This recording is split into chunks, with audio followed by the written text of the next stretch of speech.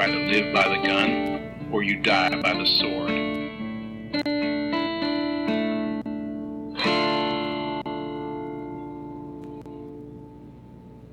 Welcome to The Good, the Bad, and the Weird. I'm Nico. And I'm Chris. And today is our 50th episode. Woohoo! And with that, we decided to kick off another All-Star series. Yeah, definitely. This one being a little bit different than what we've previously done. Yes. Instead of covering an entire franchise or not realizing we had too much information for one movie and breaking it up into two, we are doing a kind of tangential trilogy. Yes. And we are kicking it off with probably one of my all-time favorite movies. Undoubtedly. I know I have forced you guys to watch this on a birthday or two. 1961's Yojimbo. But directed by the man who we get to hear his name endlessly in every single movie night. Yes. Or one of the names, because we are actually covering two movies with Japanese directors that I mention quite frequently to the point of obnoxiousness. It's almost become a drinking game. Yeah. Yeah. Yeah, pretty much. So, yeah, we're covering Yojimbo. Yojimbo. Which a solid Japanese film in and of itself, let alone the legacy it produced. Yes, and we'll go into that because that is a huge part of why I picked this movie too. It definitely for me was, and I'm gonna say this right now, I'm extremely biased for this movie. You don't say. It was one of my first Kurosawa films by the time I knew who Kurosawa was. Sure. And I think if you are into the traditional samurai style movies, you're gonna run into this movie real quick. Oh yeah, this is one of the top ones, and I'll get into that in a little bit. So before we dive into it, because there's a lot to go through. Oh boy, is there! What are we drinking today, Chris? Well, the only thing that would be appropriate for the samurai without a name, sake. Sake, black and gold sake. Not bad.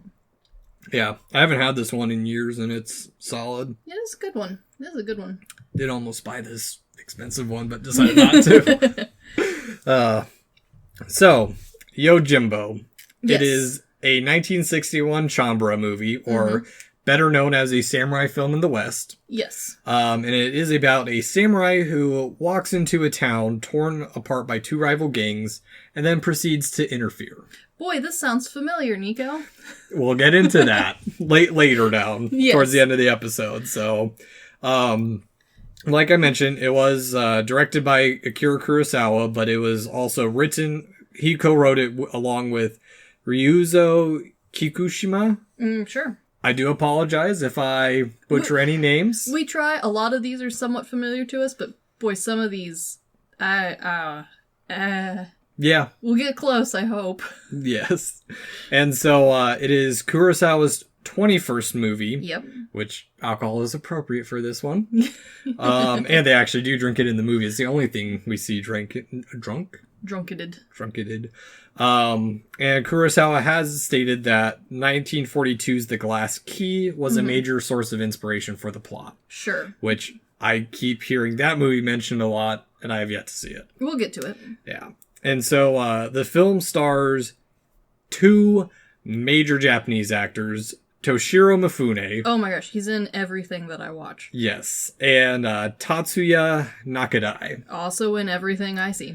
They are in a lot, and they are staples in my film collection right now. Honestly, have you watched a major samurai film from the era? They're in it. Pretty much. Yeah, or, well, Nakadai a little bit. I apologize. But between the two of them, I think over 150 movies. Yeah, so, easily. But yeah, I mean, they've been in all kinds of stuff. Yeah. Mifune was actually the only one imagined for the main role of Yojimbo. Which, honestly, I can totally see why. He's not only got the look, but he's got, like, the whole stance and, like, silent but also saying a lot at the same time. Just facial expressions, which for the time period was kind of hard to capture, especially since we're filming in black and white. Well, And on top of that, there were other things that made him stand out to begin with. Part of the reason he got the role was chosen for it. Yeah, like there wasn't anyone else. Because it was written for him pretty much. There's a movie I haven't seen yet called Drunken Angel, which it's one of the last Kurosawa films in the Criterion set I don't have. But he had some fast movements in that Kurosawa really liked. And also he had somewhat of a rise in stardom when Seven Samurai came out. Yes. Which I still think it is so impressive how someone who never intentionally wanted to become an actor became such the star that he is. Yeah, a phenomenal actor. Yes. And even though technically this is Nakadai's second appearance in a Kurosawa film, it is his first major role as he only appeared with a small walk-on performance in Seven Samurai. Yeah. At the time, he was actually... he had just finished up the first of 4 parts of Masaki Kobayashi's opus, The Human Condition. Yes. I want to get you guys to watch, but I understand it is like a 9-hour commitment to watch that trilogy. Yeah, it's on the same par as trying to binge Lord of the Rings. Yeah. So, maybe a full weekend activity. Oh, yeah. And so he was actually given the go-ahead by Kobayashi to take on the role because he didn't want to be typecast, because Nakadai at the time was doing something a little bit different than actors. This is about the time when character actors were kind of falling out of favor, where like Charlie Chaplin was the Tramp and what's his name? The guy who was the Stoic. Oh, sure. Yeah. Buster Keaton. That's it. And so like those were really starting to fall out of favor, but at this time in Japanese cinema, people try to keep their iconic character, their look. Yes, exactly. And so he wanted to do a different set of roles. But on top of that, not only does Yojimbo have a legendary cast, it also has some of the most important people, or people who would become important to Japanese cinema. Definitely. The cinematographer for Yojimbo was Kazuo Miyagawa, and this was his first time the first time he had worked with Kurosawa since Rashomon 10 years ago, which... I know we mentioned Rashomon in Godzilla. Yes, we did. But not only that, but Miyagawa has worked on a wide range of acclaimed films.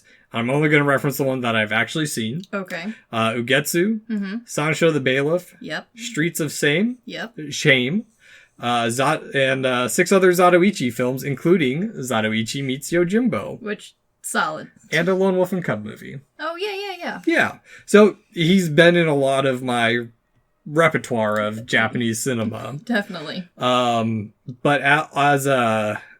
because Miyagawa's cinematic style is very rigid, there's parts in the movie that are broken up by more drastic and moving shots. And that was... most of those shots that we know of were taken by the camera assistant Takao Saito, who would later go on to be the cinematographer for future Kurosawa films such as High and Low, Redbeard, Kagemusha, Ran, and Dreams. Nice. Yeah. Quite the team here. Yeah. Kagemusha was actually my first Kurosawa film. Nice. A long one.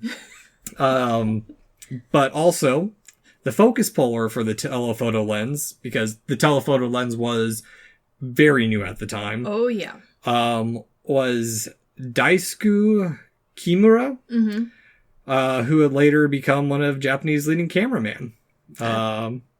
Absolutely stellar team then we've got here. Yes. And also, before we really go into it, the way it was filmed, Kurosawa utilized a multi-camera setup, and he had been doing this since Seven Samurai.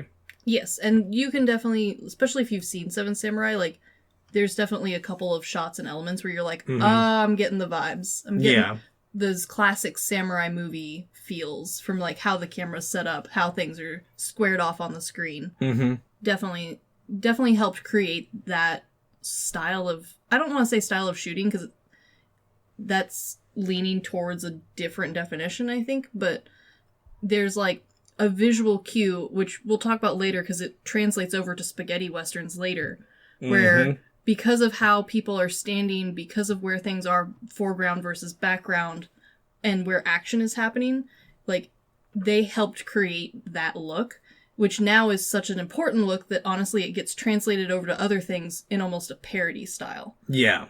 No, and I mean we've slightly touched on how drastically this movie changed cinema. Yeah, just about everything. Yeah, world cinema. We're talking that level of change. Definitely. So before we get into it, I do want to acknowledge some of my sources for this. Almost everything from that I have for background knowledge comes from the Criterion Collection, the dual set with Yojimbo and Sanjuro. Yep. As well as cast and crew interviews, but main commentary is from Stephen Prince, the author of The Warrior's Camera, the cinema of Akira Kurosawa, which I do need to get this book at some point because, oh boy, I am not going to go into as much detail as Prince does because he knows so much about the history of the time, even like the sword techniques. Like every single action Toshiro Mifune does in it, he explains what type of sword movement he's using. Yep. And I do not know an inkling enough to even try and describe it. True, but even as someone who doesn't know pretty much anything, example, my husband, is super unfamiliar with samurai movies in general. Mm-hmm. I think this is the first year he's really started to watch any at all. Yeah. At least more than like one every 5 years. And even he was able to pick up on the fact that the movements and the swordplay and even things down to, yes, the characters in this movie are a little caricature, which I'll go into because they're some of my favorites. Mm-hmm. But even he was able to pick up on the details of those caricatures that made them realistic. Yeah. He wasn't able to explain it. He wasn't able to, like, be like, oh, that's this technique and it comes from this time period. But he was able to go, this feels realistic. Yeah. Well, and that deals somewhat with Kurosawa's love of, like, history and realism in his films. Yes. So, and we'll go into that quite a bit into the film. So Yojimbo, how it starts. A classic. We open up with the Yojimbo title card and mountains in the background. Yes. As our protagonist, portrayed by Toshiro Mifune, yep, enters and the camera follows him as we walk with his back, facing his back as the credits roll. Yeah, it's really, I don't know, kind of an artsy feeling shot for all of the credit rolling. Yeah, because all it is just him walking, then it cuts to his feet, back to his back. Yeah, and it, I mean, while all of the characters in this, the detail is very thought out, mm-hmm, but they are details in the opposite direction of polish. Everyone is meant to feel road-worn, rugged, dirty, or sloppy. Yeah, and part of this is because this is, in the best way I can describe it, an anti-samurai film. Yes. But it also is a samurai film at the same time. But at this point in the movie, we don't know that. Yeah. We just know we're following a guy. We assume he's a samurai based off of the few shots we get of the swords, and, you know, that's, I mean, you kind of know that going in. But you get little details here and there where even this guy, who's supposed to be the main character, we can assume. Yeah. His hair is flying kind of all over the place. Yeah, it's put up and it's in the correct, like, style, but, mm-hmm, like, he's got so many wispies just flying in the wind. And that is important. It is important. And also, we get a really good look at his costume, mm-hmm, which is, it's not just important that we see the costume, but we get a lot of shots of him interacting with his costume. Yeah. Which is important for samurai films because unlike a lot of American style filming, especially Edo period style movies where we're relying heavily on the time period to help dictate a lot of like oddball things to Western viewers, like the hairstyle, the clothing, the shoes. The fact that we spend so long watching him not just have a costume on, but he interacts with it. He puts his arms in it like a 13-year-old boy wearing a too big a hoodie. He gets one arm stuck in it. He like puts his arms through it in different formats so that we can really see him feel comfortable as himself. Yeah, he reminds me of Aaron's character from Final Fantasy X. Yes. Yeah. So one thing that's mentioned in the commentary is that this opening, it was somewhat meant to feel like a Western. They succeeded.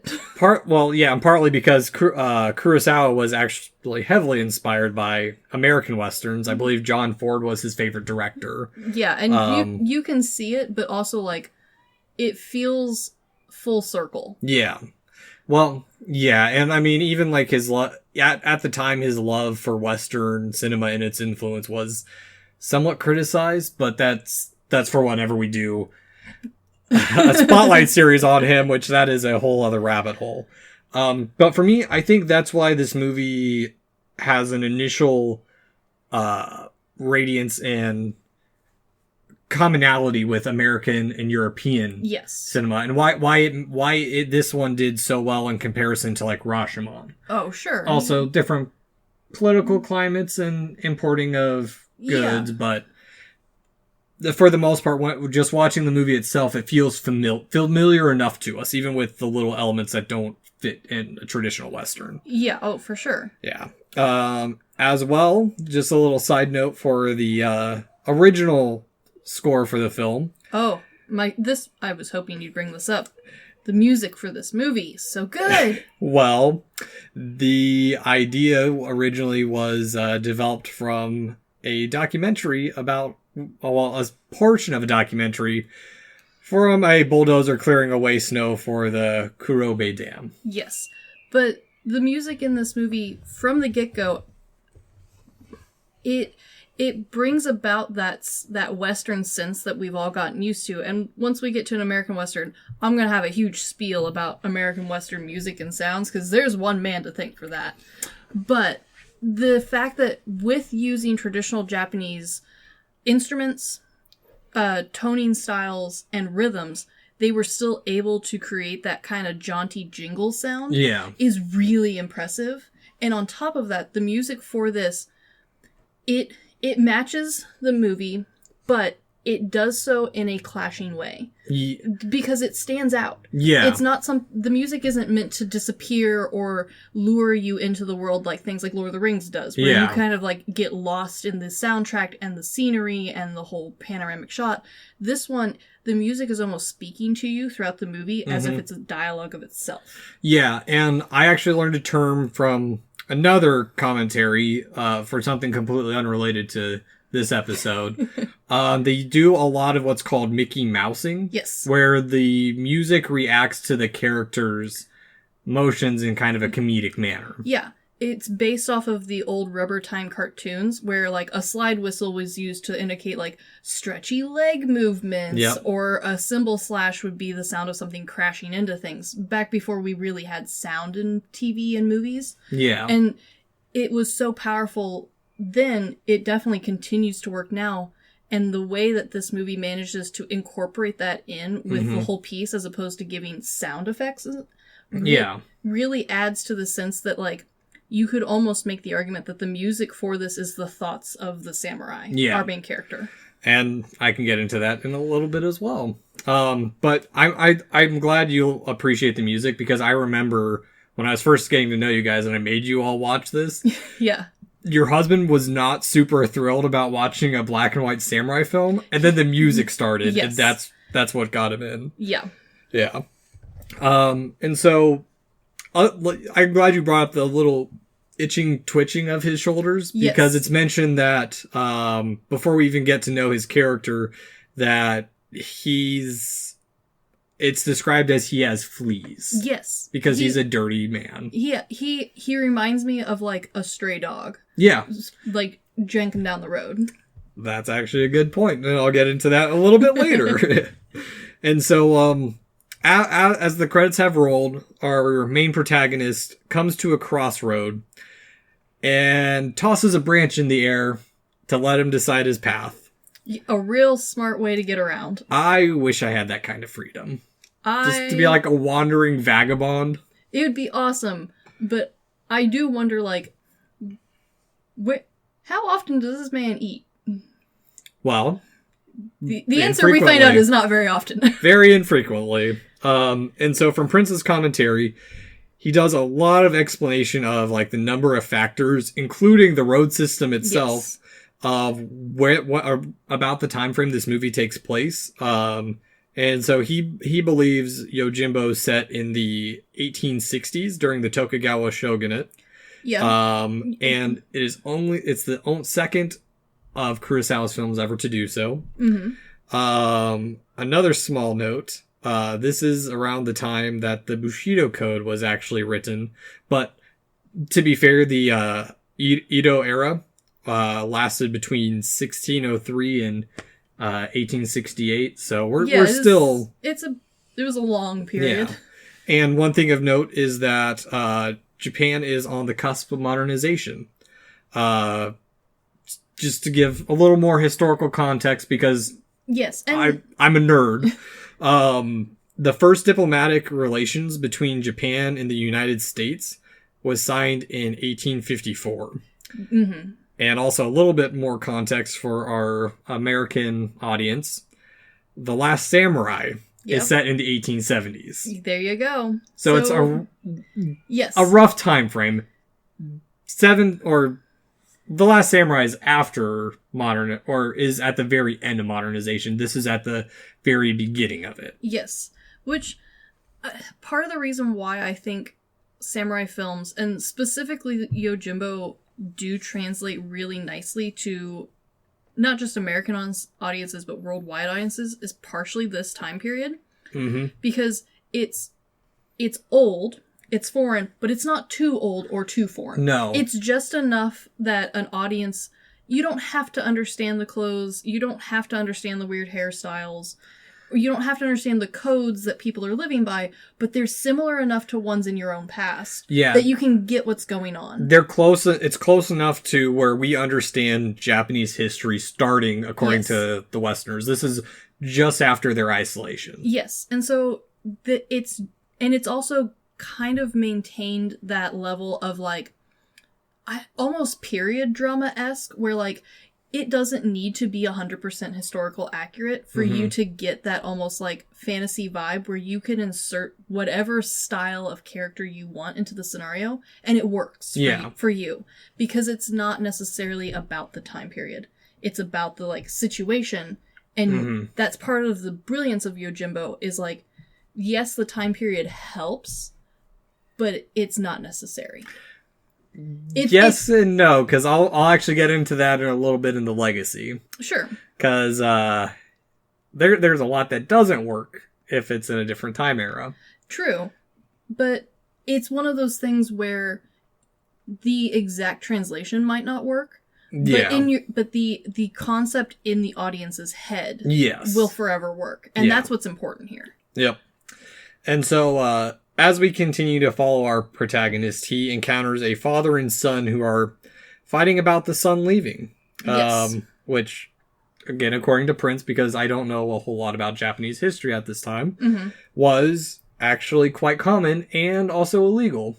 Ah. Because they didn't want people leaving the farmlands. Yeah, I mean, that does make it harder to farm if you don't have anyone to farm. Mm-hmm. But also, like, go live your dream, Edo period, son. Maybe. As we learn, everyone in this movie has poor taste in life choices. Yes. And so the protagonist asks for some water, and the man just kind of brushes him off and then begins yelling at his wife to stop. Why didn't she stop her son and all this crap, because everyone just wants to make it easy through gambling. Yep. And a little bit from my aging old man corner over here. I think part of the reason this still holds up is because we do see stuff like this, especially with like YouTube and podcasting, which we are doing. But like, what was it? I think Philip and Erica were telling me they were out to dinner one time or out to brunch one time. And there was a couple guys who had just like quit their jobs and were planning their entire futures YouTube career. Yes. Yeah. Where it's just a lot of work and luck. Like, yeah, but also I think the the concept of gambling is as old as civilization itself. Mm-hmm. And it's not going anywhere anytime soon. Yeah. And so, yeah, the idea of, like, do you want to stay home with your family and keep working hard and clearly not getting anywhere? Because it's not like the family is shown to be significantly wealthy at all. Yeah. Or are you going to gamble it all in the Sin City down the street? Mm-hmm. I mean, the tale as old as time. Yeah, look at Vegas. I mean, literally in the middle of the desert, holding itself together with dice and cards. Yep. And so, while the husband, or after the husband has done kind of he's totally standing around bitching to his wife about how she should have done something. And she's like, you should have done something. Yeah. Well, this whole time she's sitting there making silk, which Prince also mentions was actually common at the time for peasants to make a little bit of extra money on the side. Yeah. But they've mentioned that the sake trader is not trading, or he's now started to trade in silk. Which there's also another silk dealer in town, and that there's trouble afoot ahead. Too many silk dealers in one town. This town's not big enough for the both of us. Yes. A couple little things of note.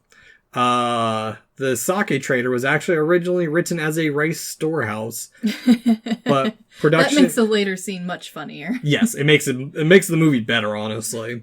But the production designer Yoshiro Murakami decided or thought sake would be a better or a more interesting idea. Honestly, while I do think rice would work, and I can totally see how, especially visually, a lot of the later scenes would be much more interesting, and arguably the whole town's predicament would make much more sense.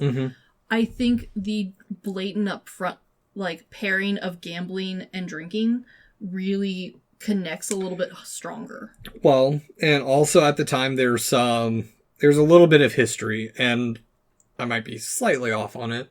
But during this time frame, Japan had a very strict class system. Oh, yes. Where the samurai were second highest, next to, like, the shoguns or third highest. Yes. And then it was the peasants, and then the people who made the goods, people who peddled the goods, the merchants were at the bottom. Yep, door-to-door salesmen. Well, during this time frame, because they were consolidating and weakening the powers outside of the temple, outside of the capital, samurai would be dismissed, and so they would become what are called ronin. Yes. Which we can assume what our main protagonist is. Yeah, we're gonna assume it, but honestly, we don't get any confirmation from this character, his background at all. No, he is a blank slate. For all we know, this man found a sword on the ground and was like, I'm gonna practice by myself until I get real good. Like another character Mifune plays in an earlier Kurosawa film. To be honest with you, it kind of feels like any scenario you can think of for the main character's backstory, a different movie that someone in this film either played or wrote later on. Oh, yeah. So, why I bring that up is because also at this time, the samurai class is getting poorer and poorer because they were supposed to live lives of piety. Yes. And they weren't supposed to drink. They weren't supposed to live in excess. They weren't supposed to own money either. Which, I mean, surprise if you tell the richest people in the land, hey, now you should be real poor and, like, wander around and just help people for free. Nobody's gonna... Nobody wants to do that. Well, also at this time, because the samurai would often go into debt with the merchants. Yep. The merchants were now the people with the power, but they were also the bottom of the social class. Boy, this sounds like a mess. Yeah. No, there's a lot to the history, and it's just nice little background knowledge to have while watching the movie. It does. Because there's a lot more to this, and I'll go into it quite a bit more, because I find this stuff fascinating. It is. And honestly, this movie's a really good one to sit with, like, a phone or a laptop and, like, the second time you watch it, just Google questions you have, like, why do all the men have bald heads? Or just listen to Prince's commentary, because he goes into a lot of that stuff, too. That is a very good way to, like, really get yourself get a good introduction to this style, because Yojimbo by no means is anywhere close to the only movie to have to deal with these topics. No, but it is, as I've mentioned, it's the first anti-samurai film. Yes. Yeah. And so, where did I leave off? And so, the man continues to speak to his wife, but the comments he makes are aimed at our nameless protagonist. Our stray dog. He says, hungry dogs come running when they smell blood. Side little bit of serendipity. I just watched Plague Dogs last night. Slightly different. Slightly different. Well, I mean... Slightly different. Hungry dogs come running to the smell of blood. I mean, yes. Yes. And so now we've left the farmstead and our protagonist has entered down the main street as people begin to gawk as the wind begins to blow. Yeah. I will bring up a lot of wind in this movie. I mean, it's one of those elements, and we've talked about this before. Yeah. Where wind is one of those elements where I think Western movies are just now starting to, like, get the hang of. Yeah. At least using subtly. Yeah, because I mentioned it in our Tokyo Godfathers episode. Yeah. I think it's more of a subconscious thing in Japanese cinema, or it started off as something more subconscious. And I'll go into it just in just a little bit, because I'm actually about to go into a section of this. So that set itself is where 80% of the film was actually shot, and it's an outdoor set. Yep. And at the time, it was made for 30 million yen, which I mean that's not very much. At the time is the equivalent of about 2.5 million. I mean, it sounds like a lot, but it's in essence an entire town. Yeah. I mean, that's pretty impressive for the 1960s, for 1960s to build a whole town for one movie. Yeah. As well, it is a faithful recreation of an Edo period town in Joshu. Okay. Which was also the name of which I had to look it up because I was curious where it was. And it's either an alternate name for one of three provinces, the Mishiro, Kozuke, or Hitachi provinces. Okay, all right. As well, it is wider than what we've normally seen in a traditional Japanese town, and a lot of people assumed it was Western influence from Kurosawa's love for Western movies. It definitely does have that Old West town vibe. But it's based off a town with a wide ditch running through it, which is what gave it the large out or Wild West feel. Yes. The other thing, though, that I think even if it hadn't been Wild West intentionally, the wide streets really help with the big gang fight scenes. Yes. Because you can spread everyone out and look... Because especially since all of... there's not a whole lot of, quote-unquote generic bad guys in this. Everyone has a look, no matter what that look is. And so it's kind of nice to have everyone spread out, because then you can kind of play the game of pick your favorite bad guy. Yeah. Well, it also was to allow the telephoto lens to have that wide view. Yeah. So you can see the entire, or most of the street in every shot if you wanted to. Yeah. Also, when the main street was originally constructed, Kurosawa thought it was too clean. And he wasn't sure, he couldn't figure out what he liked it. Well, or what he didn't like. And it turns out it was because the main road, as we know from construction, we like stuff flat. Oh, flat is the favorite way to build things. And that was the issue, is that the road was nice. Too flat. Yeah. There wasn't the erosion. And so what they did... You gotta have some potholes in there. Well, what they ended up doing was they rained a fire truck hose down on the buildings for an entire day to get that rut system. Yep, to get that little bit of a rut. Yeah, I mean, it's one of those things where, he's right. You can't pinpoint it until you know what it is, and then the second you see it, you're never going to unsee it. Yeah, because this town doesn't feel like a set. No, it feels like a very real town with, some very tiny minor places where you're like, what is the shape of this room? Yep. Other than that, and, honestly, it's not it's by no means a, story-breaking question. Yeah. It's one of those things where, this man's corner lot is real convenient for spying on people, ain't it? Oh, yeah. And so, part of the reason the wind's been on my mind, it wasn't just Tokyo Godfathers. The reason it got brought up in Tokyo Godfathers was because I've had Yojimbo on my mind since, December. Yeah. So, I actually have somewhat traced back a little bit of Kurosawa's film history. Mm-hmm. And this is actually going to relate a little bit further on in the episode. I see the wind becoming a big factor in his debut film, Sanshiro Sugata. I don't think I've seen this one. I do own it. It's part of his pre-World War Oh, gotcha. Or it's his World War II era films back during the American occupation before he could do anything like Seven Samurai. Gotcha. Okay. Because, for those who don't know, I've mentioned it in other Japanese film episodes, there was a 7-year occupation in America, of Americans in Japan, where we censored their films quite frequently, and they were not even allowed to do samurai films. Yeah. But that film's back from 1943.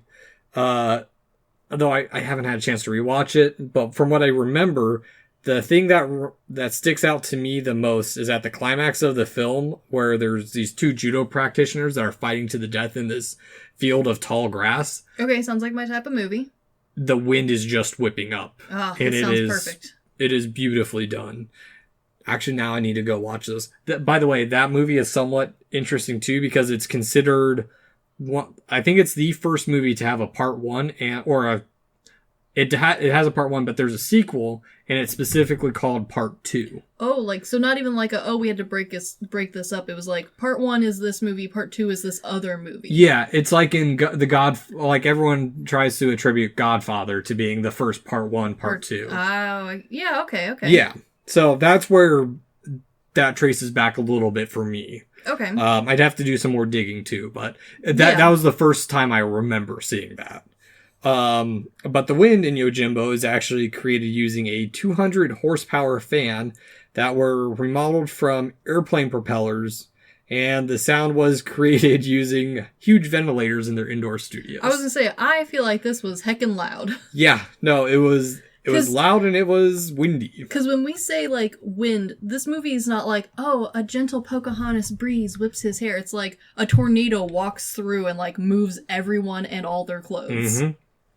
And as things happen, important things, the wind grows ever stronger. Yes, it always, builds to the point where you're like, gosh dang it, come on, thunderstorm any day now. Again, why I love Ghost of Tsushima and just using the wind as, a guiding system. Yeah, it was really clever. There were so many Kurosawa samurai films. I love that game.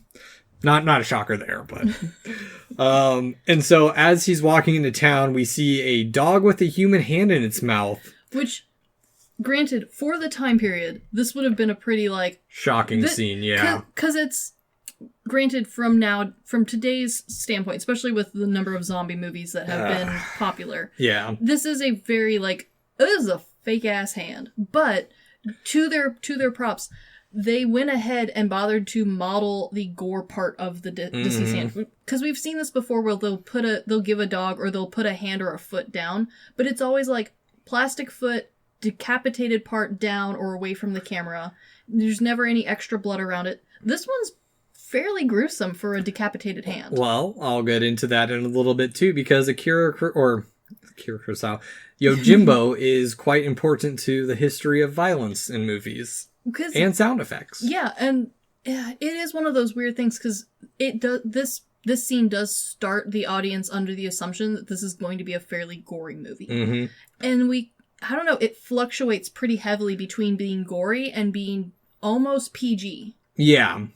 Yeah, well, it's also the dog with the human hand in its mouth is supposed to also show that there's something wrong with the town. Are you kidding me? This dog with its hand in its mouth would be the most metal cover album on the face of the planet. It makes me think of that new thing that occasionally pops up on Instagram for me is you can turn anything into an album photo. Oh, for sure. But this dog scene really is trying to tell the entire story of this town in one snapshot, one candid photo. It's almost like Times Magazine level editing, and it's brilliant. Yeah, because Toshiro Mifune's reaction to it is just one of utter confusion of just the fuck did you get this hand? Yeah, because even he's confused by what's going on. Yes.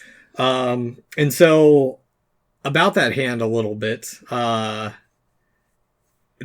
Kurosawa wanted to find a way for the town to be portrayed weirdly. I mean, success. Well, he had tasked his assistant director to do it, and the guy couldn't come up with anything, and then Kurosawa actually thought of the hand.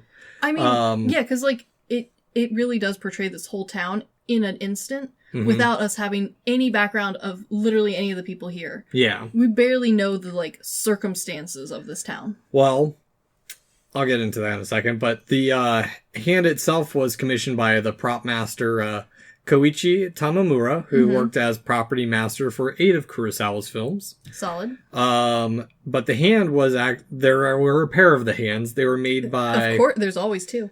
Yep. Yes. Sometimes.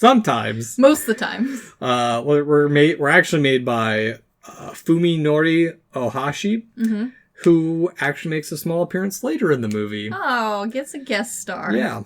To this, the French filmmaker René Claire, it's French, I don't know. I think it's just Claire. I don't know. I don't know. It's French. Stated that not even Dolly could have imagined it. I mean, he's right, though. It's very surreal-esque, but, like, in the perfect, most realistic sort of way. Exactly. Yeah. So, as our main protagonist is getting over the shock of seeing a dog carrying a severed human arm. Yes. There's a creepy constable named Hansuke. Hansuke, yes.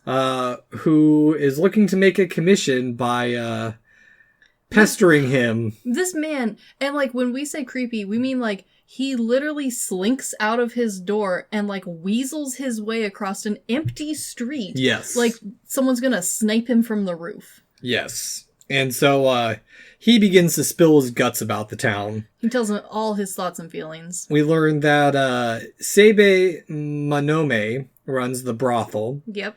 But his bet is on Ushitora Shinden. Yep. Who is holed up in the inn. Also, no clue who these people really are or what matters, but we know that they don't like each other.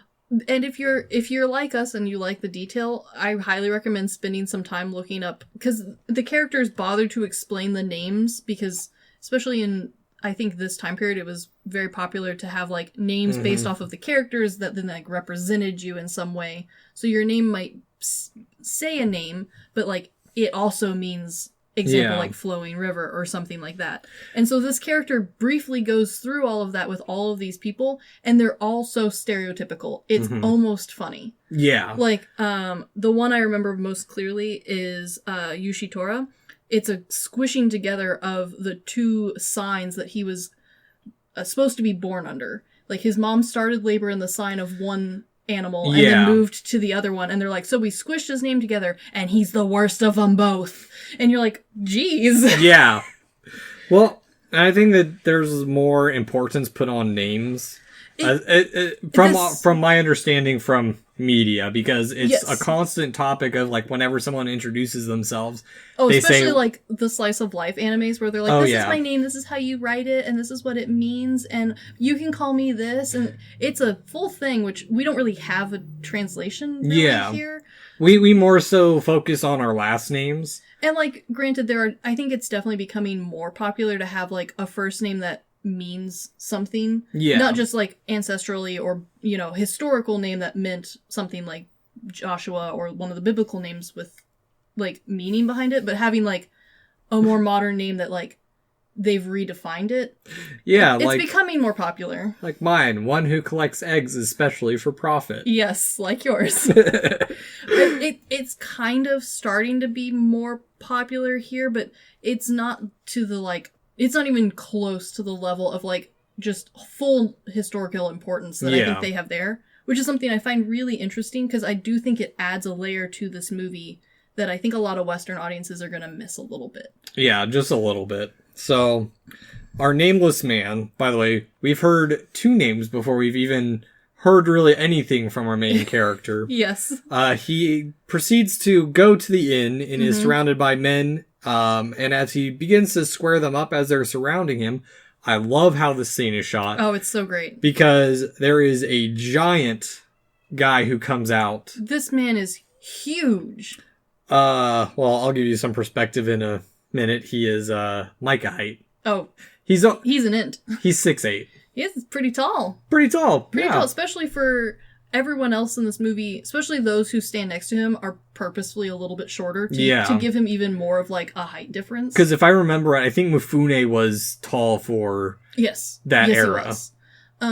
But they do specifically put him with the like short, stubby, because they're all of the bad guys in this town are like super caricatures of themselves. Yeah. So like the short, stupid one thinks he's the strongest one. Yeah. And he's like one of the shortest people in the movie, but he's always around this tall ass man. He has the short man anger of Henry Zabrowski. Yes. Yes. But part of the reason I love this is because the way it's shot while he's squaring them up, the giant walks behind him. Yes. And his look up at him is like, the fuck is that? Wow, they got a giant in this town too. Yeah. That man is actually portrayed by Tsunaguro Rashomon, who actually probably met Kurosawa through wrestling, because I guess Kurosawa was an avid wrestling fan. You know what? At this point, I'm not surprised. Yeah. He was only in a couple movies, but I think he's still alive. Wow. Good for him. Yeah. Or he died a few years ago. Like, he made it a long time. He made it a lot longer than a lot of tall people I know. I would say, especially for that tall, like, that's pretty tall. Yeah. Yeah. Nice going, dude. Way to live. And so, as he has squared them up, he proceeds to walk away, and they begin to taunt him as Hansuke begins to be a pest again. Yeah, I mean, that's kind of his whole thing. Yeah. And as our protagonist enters a restaurant, the Hansuke gets shooed away by the restaurant owner. Honestly, this restaurant owner is kind of the only person I care about in this town. Yes, he and by extent the coffin maker, which we'll come into. I will talk about the coffin maker. I have a sweet spot for him, but not because of who he is. Yeah, because of a different coffin maker altogether. Okay, yeah, no, I agree. He is the person. That is a good point. I didn't think of that. He is the person that actually ties us to the town that we give a damn about. He's literally the only townsperson I give any shits about. Because also, like him. We learn more of how dire the town is when there's a restaurant and the rice is cold. This guy's like, and it's not even the rice is cold. The guy's like, I don't really have food to sell in my own restaurant because no one comes here. Yeah, he's like, I just got rice and it's cold. I have sake because the local thugs drink sake sometimes, and like you kind of get the impression that the rice is his dinner. Yeah. It's not, like, on the menu. Yeah, well, and on top of that, like, he even knows that our protagonist is penniless. Yes. And he says he'll feed him as long as he agrees to skip town. Please leave, man. Yeah, and as he says this, the coffin maker begins pounding away next door, and he gets pissed off at him. Also, we get a really good look at the inside of the restaurant, which is one of the few interiors that we get familiar with in this movie. And I both love and hate this restaurant. There are so many fucking holes in the wall. This is not a house. This is a lean-to. Yeah. This is, like, barely, like, a picnic shelter. Well, it's supposed to be a backwoods town. It very much is, but I both hate how run down it is, but I also like it because, it comes into play story-wise later. We need the holes to, like, do some spying. But also, especially for a movie shot when it was, with the techniques that it was, and in black and white, it is easy to lose details, especially in black and white. And the giant holes are so obvious you can't possibly mistake this town. Well, that's somewhat important later on, and I'll talk about it because it deals with the cinematography itself. Yes. So one thing that Prince mentions is that the banging of the coffin maker. He's the only one doing any good in this town. Well, Prince mentioned that Kurosawa stole that from the 1952 film High Noon. Yeah. It's very Western. Like, this coffin maker is the most Western character in this movie. Yeah.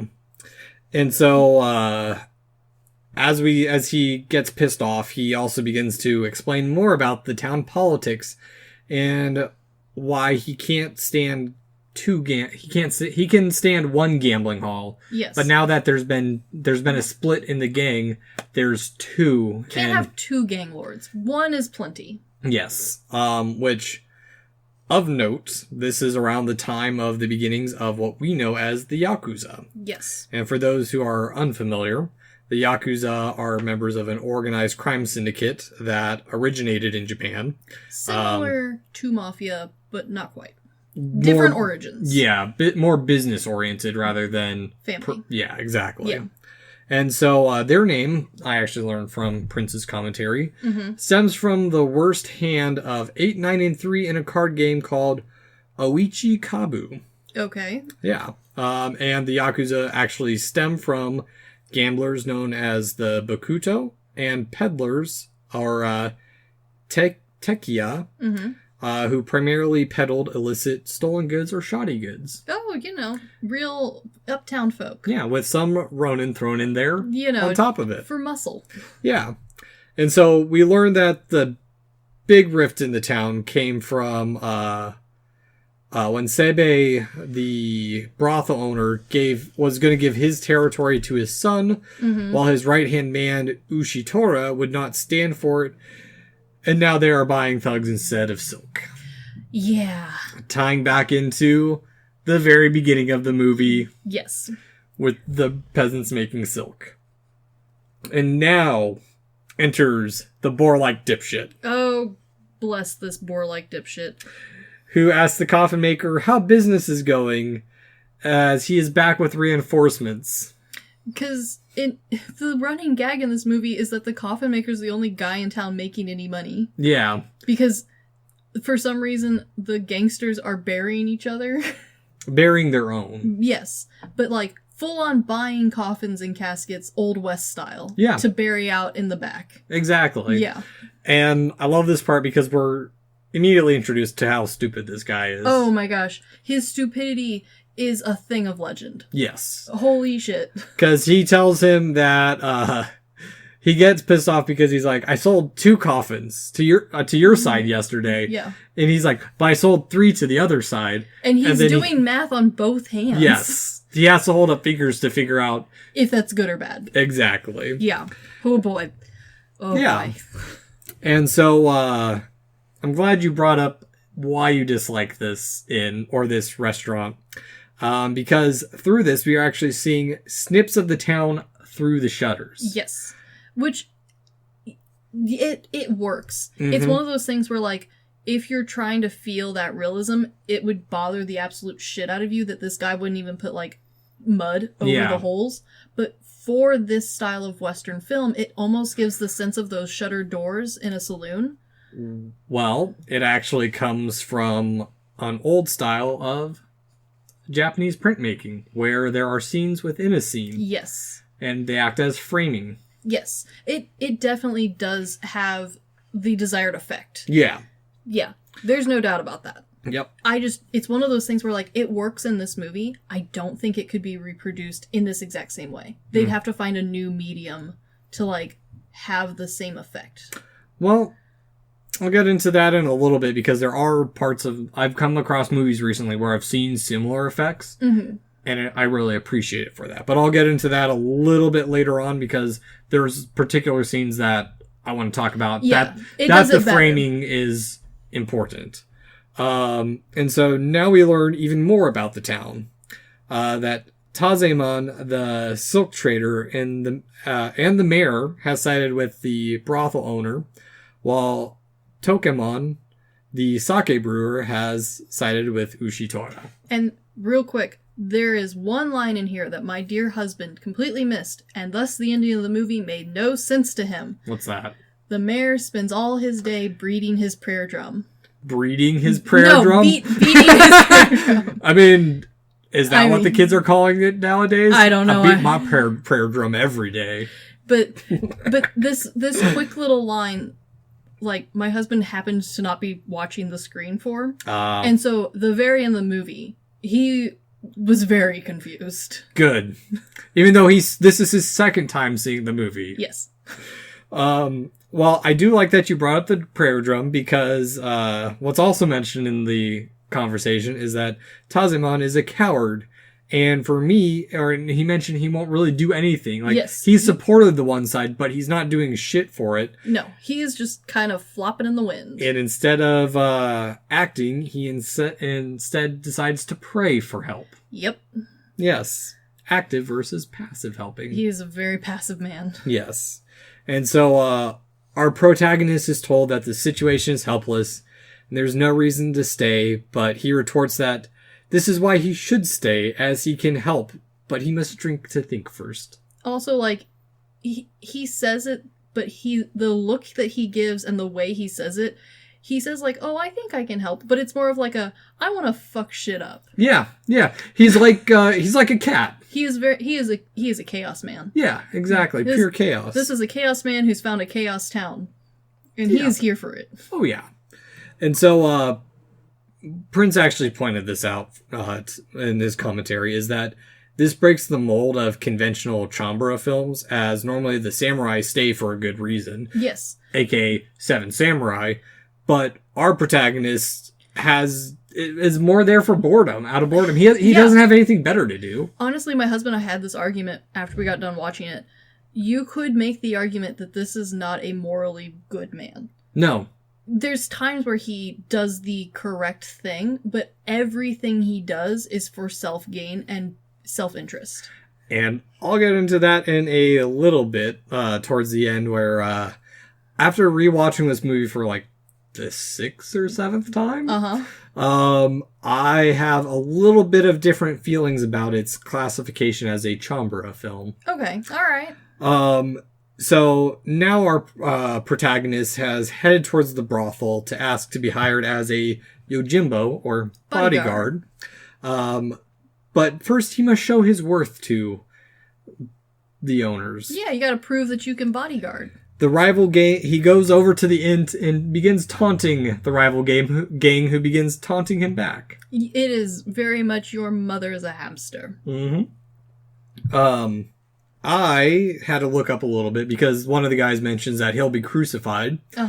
I did learn that crucifixion was an actual method of capital punishment at the time. Mainly used for the killing of a family member. Ooh, brutal. So now we know what he's done. Oh dear. Also, the man who created the the hand that the dog carried is the man with the tattoo on his forehead. I like Tattoo Forehead Man. Yes. The one who brags that he's done all of the bad things. I've done all the bad things. Also, the tattoos in this, they have to be big enough that we can see them for this movie, right? Yeah. So everyone's tattoo is almost comically thick. Like, the lines on it are, like, comically large so that you can see it. So, like, one guy has a dice tattooed on his cheek. Yeah. And I think in real life, it would have been obvious, but I do not think it would have been, like, a 0.6 line.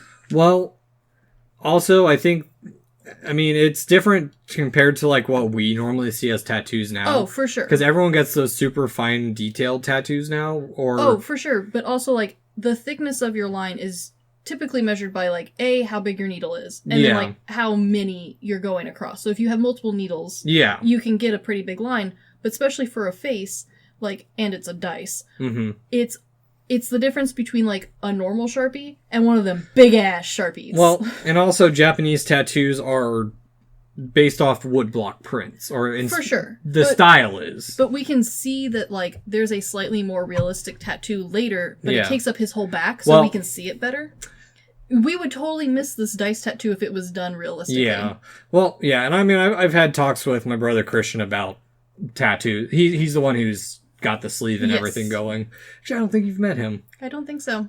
Oh, you're right. He's never been to Arkansas. That would do it. That will do it. But anywho, he knows a lot about tattoos, and I bug him about them. Yes. Now and then. And granted, while I bitch about it, maybe this man really wanted a thick-ass dice across his cheek. Yeah. Maybe that's just his favorite thing. He wants to see it every time he looks at himself. Yeah. And so, after taunting a bit... all these dumbasses. Our protagonist, our Yojimbo, proves himself by cutting down 3 men. Like a small tornado. Cutting one's arm off. Yes. In the process. And very dramatic. So, one thing of note on this is, Yojimbo is the first film to use a fleshy sound for the effects of cutting human flesh. Yes. I will say, though, for those of you who, like, really can't stand it, because I've definitely watched, especially more on the, like, ninja style movie, where we get a lot of squishy noises, especially for throwing stars. Oh, God. I gotta get you to watch this shitty... I watched this ninja movie called Pray for Death a couple weeks ago. It's just a throwing star that is so goddamn stupid. We definitely know the noise. Yeah. The specifically slime in a cup fart noise that gets used for squishy noises. The noise is there, but it's so toned down by what we're used to nowadays that honestly I missed it the first couple times. Yeah. Well, I mean, I've known about it for a while, so... If you're listening for it, it's there. Yeah. But it's definitely one of those ones where, like, you're spending all your time watching him whiz through people like a blender. Oh, yeah. That you're like, oh, yeah, there was a noise. And it works really well, though, because you're so focused on the sword. Oh, yeah. And the sound of this was actually created using whole chickens with disposable wooden chopsticks being sliced through. Although they originally tried it with pork and beef, but since meat was expensive and they couldn't get large cuts, the chicken worked better. Yeah, I mean, whatever works. They also hacked through wet scrubbing cloths. That'll do it. But this was actually previously never done, again, because of American censors. They were trying to create films that would be more appealing to the West, and they were trying to cater to us. Yeah. But Yojimbo was really the first one to break that, and kind of like what we talked about, the homosexual themes and Some Like It Hot, Yojimbo is kind of in that era where it's on the cusp of American sentimentalities and censorship. Yes. And just our changing thoughts. Yeah. So, and as he begins to walk back to the inn, he tells the coffin maker to make 3 coffins. Poor arm man. As the wind begins to blow. It's very dramatic. Yes. And so now the negotiation begins, where he gets his fees up to 50 ryu. Which are little gold pieces. 25 in advance, which, by the way, I did learn from Prince's commentary, that a ryu is actually a measurement of weight that is just under 1 ounce, and the measure of coinage of 1 oban is worth 10 ryu, because he starts going up to oban. Yeah. As well, the coinage could actually differ from town to town, from copper and silver, if the shogunate allowed it. Yes. And, I mean, this isn't terribly new. We had a similar issue in the Middle Ages with money and everyone making their own. Yeah. And so the brothel owner, Saibe, is called away by his wife, who is clearly in charge. Oh, not even, like, remotely sneaking about. No. She just, like, walks in and is like, I gotta talk to you. Stop entertaining this man. Yeah. And he's like, oh, silly woman. And I love this part because our nameless protagonist secretly follows the list and to listen in as they tell their son that he needs to kill him after they kill the other gang. I love how they just watched this man blitz through an entire group of guys without breaking a sweat, walk away like it's no big deal while the wind blustles his beautiful hair, and then they're like, we should just kill him. That will not be a problem at all. Yeah, exactly. And I also love it because the entertainers, the sex workers, are listening in too. Yes. And they're watching his reaction, and he's just like, man, I don't care. I also like, though, that we do get a solidification of the wife character. Because if we hadn't had this scene, you could argue that she has a couple of different motives. But because of this, we know that her one driving factor is money. Yeah. That's really all she cares about. Oh, I just realized that motivation is very much like the female serial killer motivation, or the female cult leader. That's what I'm thinking of. Yeah. The female cult leader, because, yeah. Anyway, that's another tangent, but yeah, no, you do bring that up, and that actually kind of is important later on in the movie, because it gives us a reason to hate her, because otherwise she just would have been She would have been just any other bad guy. Yeah, exactly. Yeah. Or you could have even argued the sympathy card, like, oh, maybe she didn't want to and her husband played her. No. We are fully aware at this point, because of the scene, that she is A, a horrible person, B, in charge because her husband's an idiot, and also, like, she doesn't really care about taking over the town. She wants to be the richest person in town. Exactly. And so, back in the room, our protagonist is told that he's going to meet the men. And finally, 30 plus minutes into the movie, we learn our protagonist's name. Kind of. We are given a name. He makes one up. He gives the name of Sanjuro Kuwabatake. Yes. Which means 30-year-old mulberry field. And he makes it up while looking at a mulberry field and fools almost nobody. Yep. Even though he says he is closer to 40. Yes. So we know he is not a young spring chicken. He is no young spring chicken, but at the same time, this is a group of already proven to us dumb as bricks bad guys. Well, and even they are like, your name is not Mulberry Field. Yeah, and the leader's like, well, what's your real name? He's like, my real name doesn't matter. It's a good enough name. Yeah. Side little note, I learned about a new genre of film. Okay. I was looking up what mulberries were because I had never I've known of mulberries. You poor sweet non-Midwestern child. Gosh. I know the name, I just never looked them up. I know they're a tree. Yes. But I learned that there is a South Korean film from the 80s called Mulberry. And it is a folk erotic movie. I didn't know this was a thing. I didn't know either. I did watch it. Okay. It is on YouTube, and I have learned that there is a collection of classic South Korean films on YouTube for free. Completely free. Although I will say the part where there might have been a little bit of nudity, someone blurted out, which fine, whatever. It's YouTube. You can't even show a man tit. They got away with a decent amount, but compared to what you see on TV now, it's for sure pretty lame. The most seductive or suggestive thing is she puts a mulberry leaf over her. Oh crotch. No, she went full artsy fartsy on us. Well, then the guy proceeds to tickle her with it, but oh well, now it's just weird. Yeah, exactly. I mean, it's all right. It's not a bad movie, but it's not great. So this is a whole genre based off of Mulberry Fields, huh? No, it's folk erotic. Okay. That I guess was very popular in the 60s in South Korea because it was them starting to be more lenient in their censorship. Yeah. Gotcha. Okay. Yeah. So little side tangent I learned from that. And then Prince does a little bit more explanation of the nonsense name that I know. Yes. But this is where we also get why I've been focusing heavily on the man with no name. Yes. Because we don't know his name ever. No, we really don't. Yeah. And so now the original Yojimbo enters, but he is not being super friendly, as he only is being paid 2 Ryu. Oh. The original bodyguard is being out bodyguard. And if I remember right, he's like, I'm not even going to sit with you guys. I'm going to sit in the corner and pout. Yeah. I don't even deserve to be in the room with him. I'm just a mean child. Yes. He's throwing a little hissy fit. And it is decided that they will raid at noon because they can't wait. Also, though, like, this is so cliche.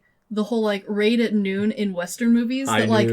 I couldn't stop giggling because they were like, we gotta fight him at noon. And I'm like, first off, this is an old town where we can assume that like one guy in town has a clock because someone walks outside every once in a while with some sticks, bangs them together, and announces what time it is. Yeah, it's the creepy constable. Yes. So like, why not now? Why not be like, guys, take a quick breather, get your stuff, and let's go. Well, that's what they're doing. It's alluded to that there's a little bit of time before the raid. Yes, but also like this, so they say it in such a way where they're like, let's be dramatic. Noon. Well, they also want to do it so that way Ushitora can't escape. Yes. During the night. And so now we cut to the constable banging his clappers for noon as they begin to fill the street. And all is well. Yes.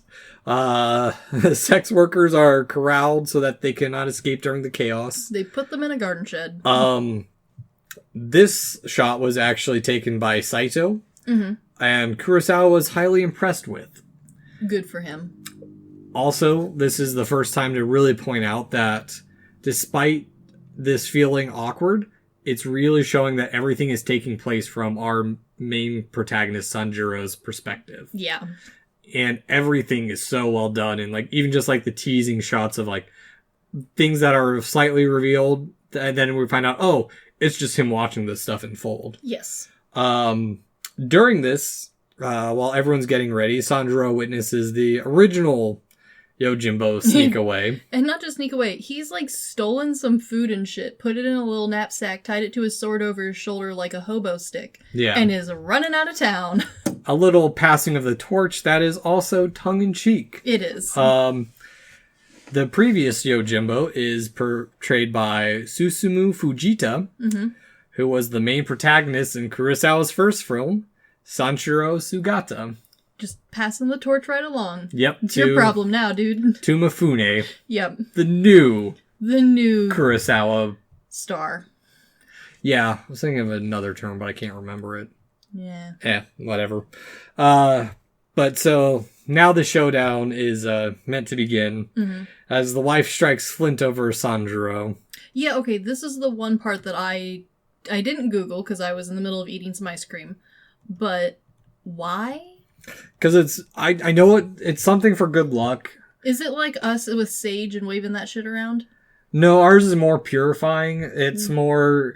I know it's also a Western, European tradition as well as striking the flint. I did not look it up either. Alright, well, she tries to set them on fire because it's good luck. Yeah. Well, now Sanjuro is pissed, and he throws the Ryu at them and informs the other gang that he is not their bodyguard anymore. He double crosses them. Yes. And proceeds to climb up to a perch. Yeah, there's a random bell tower in this town that just anybody can climb up, and he sits up there and watches them chicking each other out. Yeah. And also for being a pack of bloodthirsty criminals. No, like... Comedically cowardly. Really comedic. Like, SNL couldn't have written it more comically. There is a little bit of reference to SNL for this movie, too. Yes, there is. Or SNL has a relation to this movie. I also like this part because... I think either way, Sanjuro would have left them. Oh, he would have found a way for them. He would have been gone no matter what. Yeah, he would have found a reason. Just them going behind his back was the reason he figured out. Yes. Yeah, which actually that's good writing because the reason he followed was to find a reason. Yeah. Yeah. And so, as they're getting closer and closer... They inch closer to each other. Before the bloodshed is about to begin, a messenger arrives with word that an inspector from Edo is on his way. Oh shit, everybody, sweep. Now the town's told to act normal. And like, I love how the mob runs around banging on people's doors and windows being like, act normal, you bitches. Yeah. And it's like, this is terrifying. This is not how I act normal, thank you. Yeah. And I also like this part because... both the gang leaders are dipshits. Oh, the amount of stupidity in this town, I'm surprised no one has burnt it to the ground. They're not far off from the dumb-ass Borg dude. No, they really aren't. Yeah. And so, now we cut to the inspector being in town as the silk merchant, Tazemon entertains him. And, like, it's such a cheesy entertainment scene where it's like, oh, Mr. Inspector, sir, do you want more wine? Do you want to have ladies entertain you? Well, I like this because also, like, at this time, everything's quiet besides the wind. Yes. Like, even though they're, like, that's the great thing about this is that, and I'm still going to keep harping on wind because it's an important element in this movie, but even when there's nothing happening, the wind is still like they're pushing the plot along. There's still turmoil. It still makes us feel uncomfortable because there's that creepy wind still blowing subtly underneath everything. Oh yeah. And so at this point, the restaurant owner thinks that Sanjuro's even crazy for sticking around. Yeah, I don't blame the guy.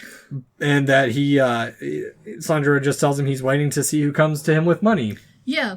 Which just kind of solidifies that this is not a standard samurai film. Yeah. Because I think, especially in, like, a lot of samurai films that I've watched, the samurai, yeah, maybe some of them get paid, but a lot of them will do the good deed first, and, like, then, like, if they get paid later, it's, like, they take it, but it's like oh, you didn't have to pay me. Yeah. This guy's like, who wants to die first? The other guy pays more. Let's go. I'm here for some cash and chaos. Yeah, I mean, I'm down for that, as long as I'm a spectator. That is what he is. I relate to Yojimbo a lot.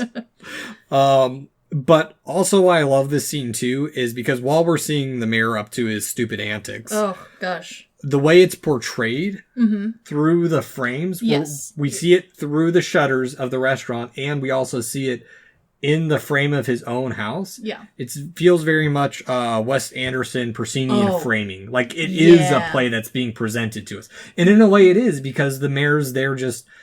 Pretending that everything's fine and showing off to the inspector. For sure. No, it's... And it also gives the audience a moment breath to catch up with everything that just happened. Yeah. While also maintaining the understanding that none of this is going to be from anyone else's point of view. Yeah. It's always going to be from Yojimbo's point of view or the samurai's point of view. Exactly. Also, side note, for those who don't know, proscenium is the frame of a stage. Yes. The old... It's becoming less popular nowadays, but, like, originally... your set would be like a box that you would paint all of the outside bits, and then actors would be in front and behind it. Yeah, we see it a lot in Wes Anderson and George Méliès's work. Yes, and if you're a theater kid, you know what we're talking about. Yeah, exactly. And so, while the mayor is trying to butter up the inspector, now enters the sake brewer, the brothel owner. Everybody in this town is here to lay on some margarine. Yeah. Side little note, those who have listened to us, Takashi Shimura plays the sake brewer, even though it's a bit part. He was the, paleontologist in Godzilla. Good for him. And in a bunch of other Kurosawa films. Of course. Yeah. Which he was also, leader of, and Toshiro Mifune was one of the side samurai. Nice. Yeah. But this part is where I really love the relationship between Sandro and the restaurant owner. Because they're very much frenemies. Oh, like, it's one of those relationships where, like, we could have been best friends if you weren't an asshole. Yeah. Sort of mindset where it's like, we're going to work together just long enough for this guy to leave, and then I'm going to spit insults at you as you leave. Yep. Yeah. And so, while they're waiting, the boar-faced dipshit enters. Oh, God. I love this character so much. I do, too. He's so... Okay, and also, when we say... He's got a grin that could easily turn a caricature upside down. Like, this guy's teeth are all out of whack. But it adds to him. And then they've also put him with the most monobrow of monobrows. Yes. And boy, does it stand out. It even gives Frida a run for her money.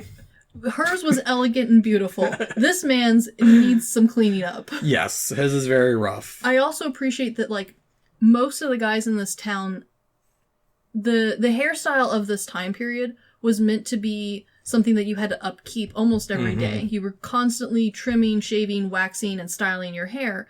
But most of the guys in this town, the bun's lopsided. The hairs aren't put together. Some of them don't even have the ponytail up all the way. This guy's actual hair is put together pretty well compared to everyone else's. Yeah. But the rest of his face is like he doesn't look at himself at all. And if I remember right, the bald head comes from being able to put on armor easily. So I had to look this up because it bothered me very much. Okay. So originally, the bald head plus ponytail up real high look came from the samurai originally because the ponytail helped hold the helmet in place as opposed to using straps, which smart. And then also we shaved the head because, you know, for fun reasons, really. And then as the samurai continued on, it became a symbol of power. And when something becomes a fashion symbol of power, then other people start emulating it. And at one point, someone in super high charge of Japan was like, this is the hairstyle. Everybody has to wear this hairstyle. So it's kind of like the British accent. A little bit. Yeah. But it was one of those things where, like, it was both culturally, but also, like, from what I understand, mandated by law that everyone had to have this hairstyle. Yeah. But this hairstyle also was meant to be partnered with clean-shaven face. Yeah, which our protagonist is very scruffy. And honestly, our protagonist, his hairstyle is closer to what a modern sumo wrestler would have. Okay. Which is, it comes from that same hairstyle, but it's a more modern interpretation that is meant to be more symbolic than anything else. So instead of shaving the top part of our head like a monk, we have the full head of hair and we style the bun more. Yeah. And so part of the reason why he stands out is he completely is defying social common norm. Okay. Even the other gangsters in this town are at least kind of following that style. It might not be done well, but like everyone's head shaved. Pretty much everybody is clean shaven. Everybody has their hair in a bun, even if it's done poorly. This is the only guy who seems to do anything different. And at the end of the movie, he's completely out of the social norm because he lets his hair go. Yeah, because also at this time, the farm side had been disarmed. Yes. They weren't supposed to be carrying around weapons. No, this guy has like, he's not just like out of the norm. He's like full on running his own path against society. Yeah. According to his hairstyle. Yeah. Okay. And so, as the boar-faced dipshit, tries to butter him up. Oh, I love him. Brothel owner's wife comes in, trying to butt in, and over-butter him up even more. Well, backtrack a little bit myself. I love the boar dipshit in the scene, too, because we actually get more of him as a character, because he comes in almost trying to size up Sanjuro. Oh, for sure. He's eyeing him hard.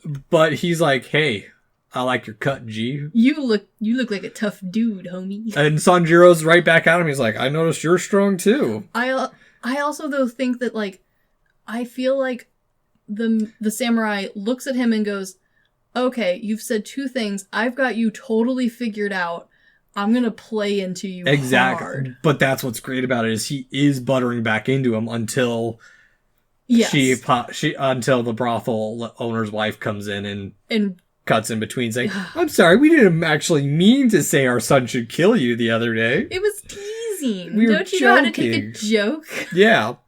And so at this point we actually cut to 10 days later. Yes. And he's been in this town a while. Yeah. Tensions are even higher. It's raining now. It's not just raining, it is monsooning. Yes. Downpour. And so, as the restaurant owner and Sanjuro speak, this is why I brought up that framing and why I love this type of shot, is that we see Ushitora with the goon in tow. Yes. Enter from behind. Actually, I shouldn't say goon. Apparently, goon is an offensive term. Oh, this is new to me. I will try not to use it. I have learned because I'm at the point where Zabrowski is constantly calling Kissel a goon in last podcast on the left, and Ben is getting really annoyed with him. Is Goonies part of that? I don't know. I feel like I have to work on my 90s slang, because that is literally how I speak, and I need to work on it. I know. I will try. Yeah, a lot of things are offensive nowadays. I gotta go work on it. Yeah, but I mean, I'm still gonna say goon, but whatever. Because he is a goon in the movie. This is true. He is full on, like, character model goon. Yeah. Oh, yeah. And so part of the reason I love this shot is because the use of the window specifically, because we see Ushitora before Sanjuro or the restaurant owner see him. So we know that there's trouble coming. Yeah.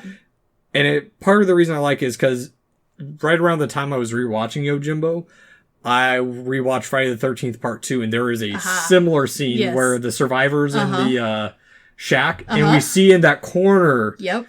Oh, I know exactly what you're talking about. Yeah, exactly. Yeah. It's such a cool technique, and I don't think it's used enough. No, it's one of those things where it's kind of it's so circumstantial that, like, finding that perfect point to put it in is kind of hard. I know exactly where we see it. We see it mainly, probably overused now in horror films. Yes. That little thing walking in the background. In the background.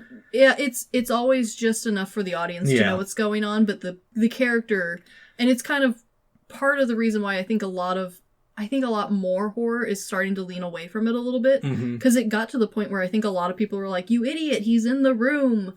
Yeah. Where, like, if the audience knows too much, but at this point we already know too much because the town is blatantly obvious, and so we only get like a few seconds preview too. Yeah. It's not like foreshadowing the end of the film. No, not at all. It's foreshadowing the next 30 seconds. Yeah, exactly.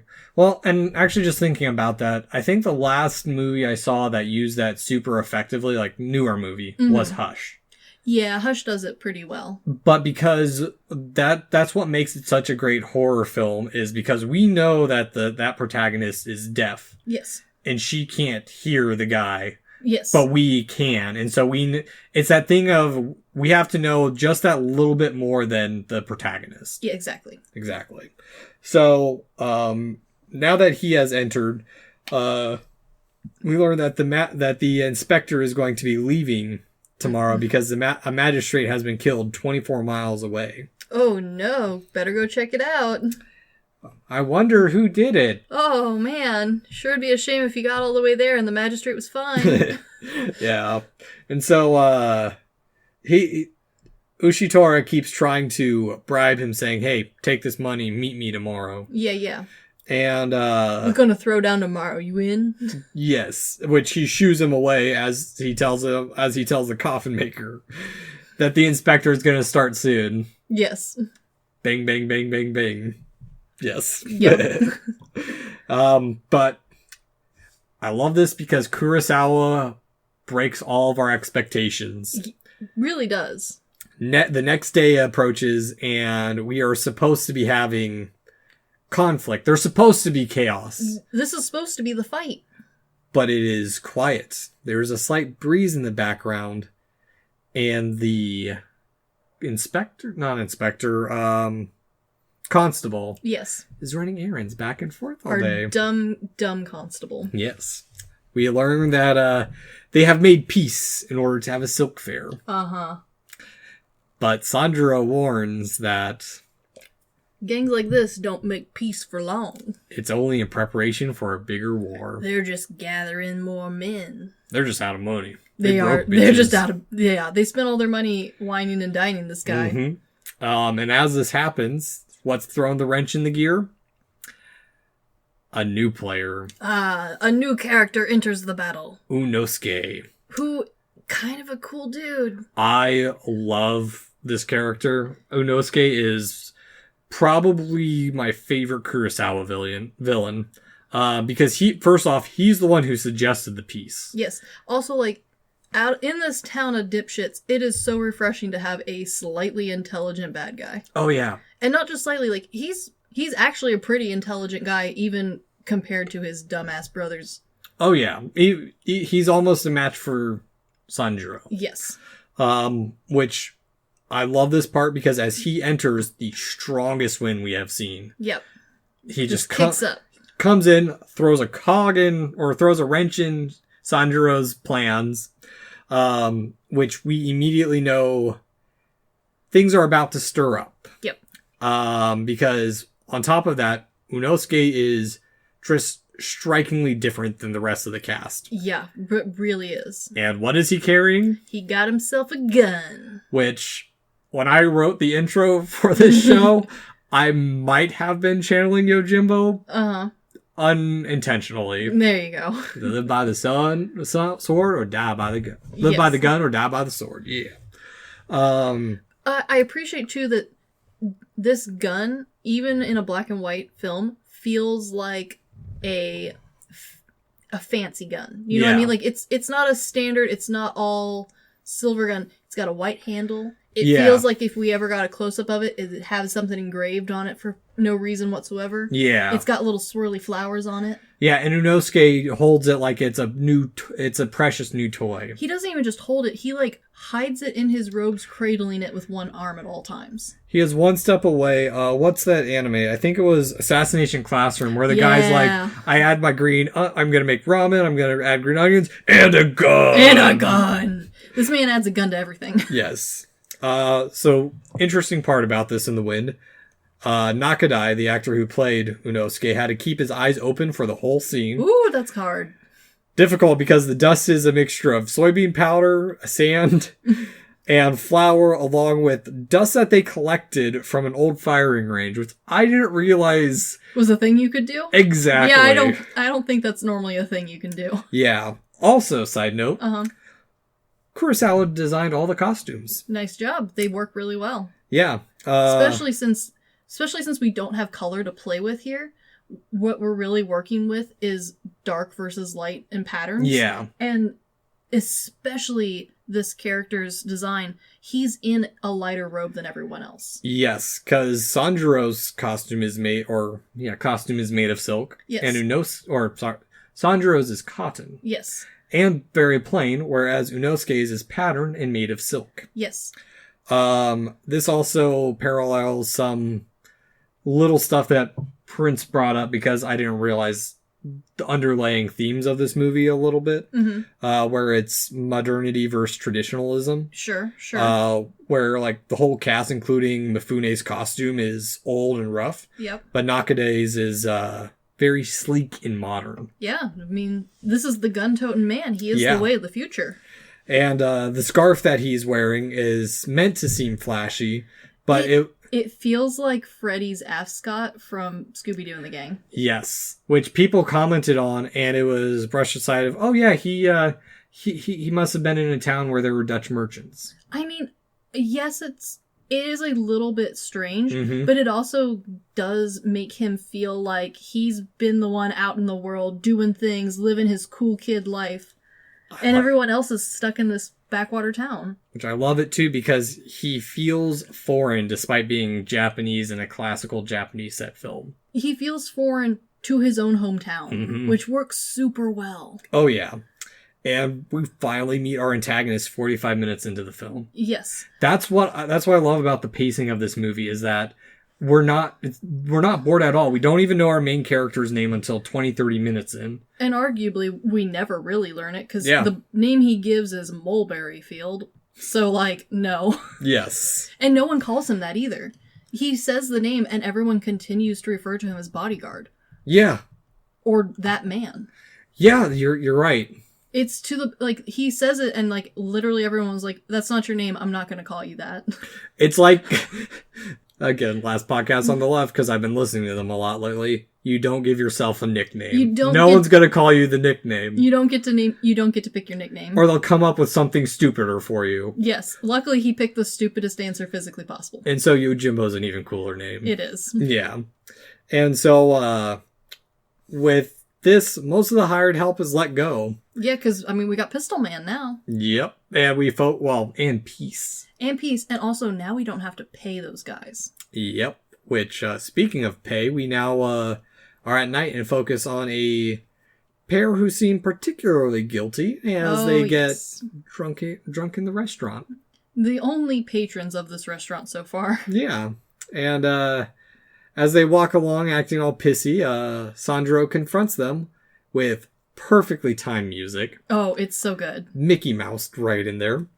And he proceeds to knock one of them out and cut the other's back of his clothes off, revealing his back tattoo and also how more skilled of a swordsman he is. I mean, he got real close to that man, and yet the tiger tattoo remains intact.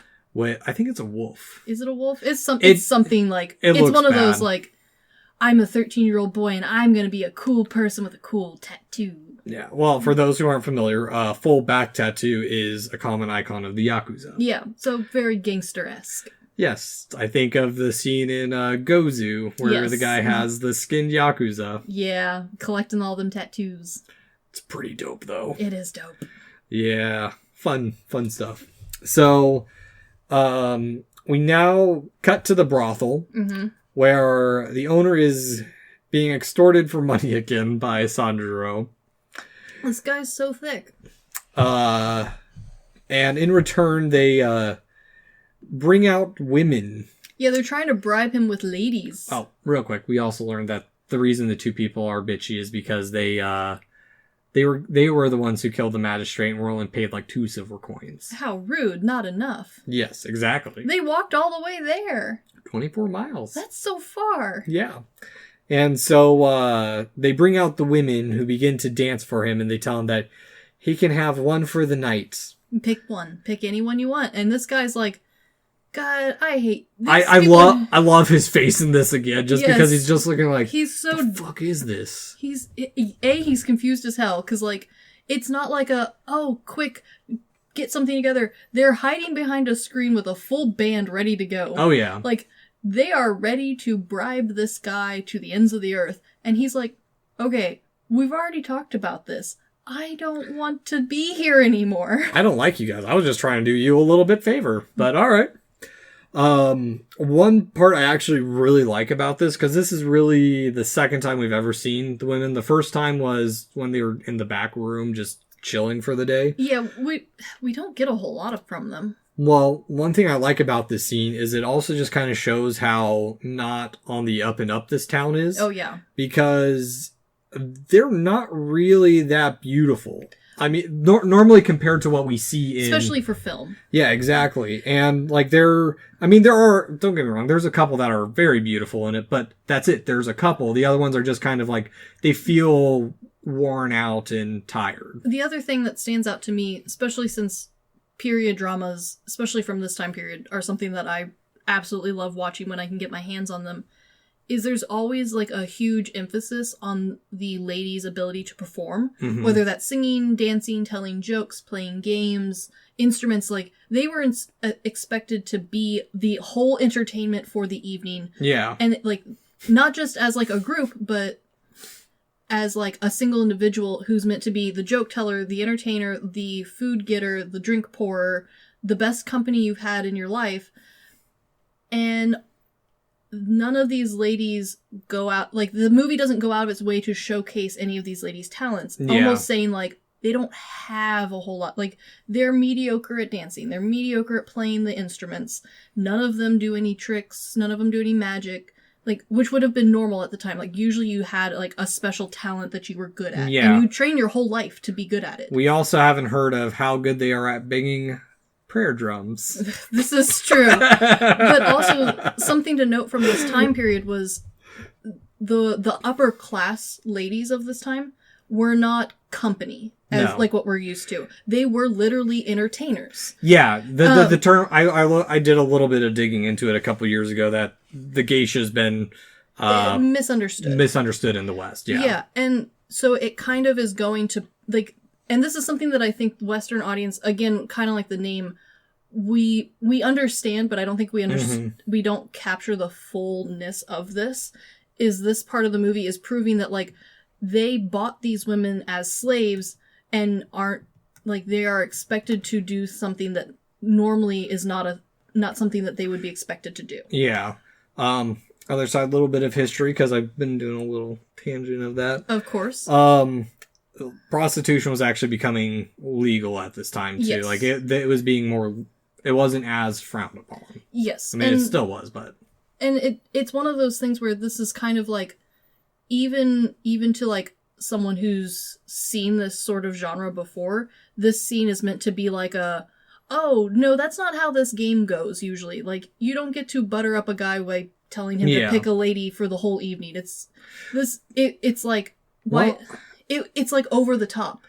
That it's interesting too, because that's also a common trope in, I would say, later samurai and yakuza films of them being offered a woman for the night. Yeah, it's the fact that they, like, bring all of the ladies out on, like, cattle showcase display is, I think, really meant to be kind of like a, hold on, y'all being weird as hell. Yeah. And it works, but in a different way, I think, for us than it would for a different audience. Exactly. So, So, yes, Sanjuro decides to leave because he's not having their bullshit. No, really not at all.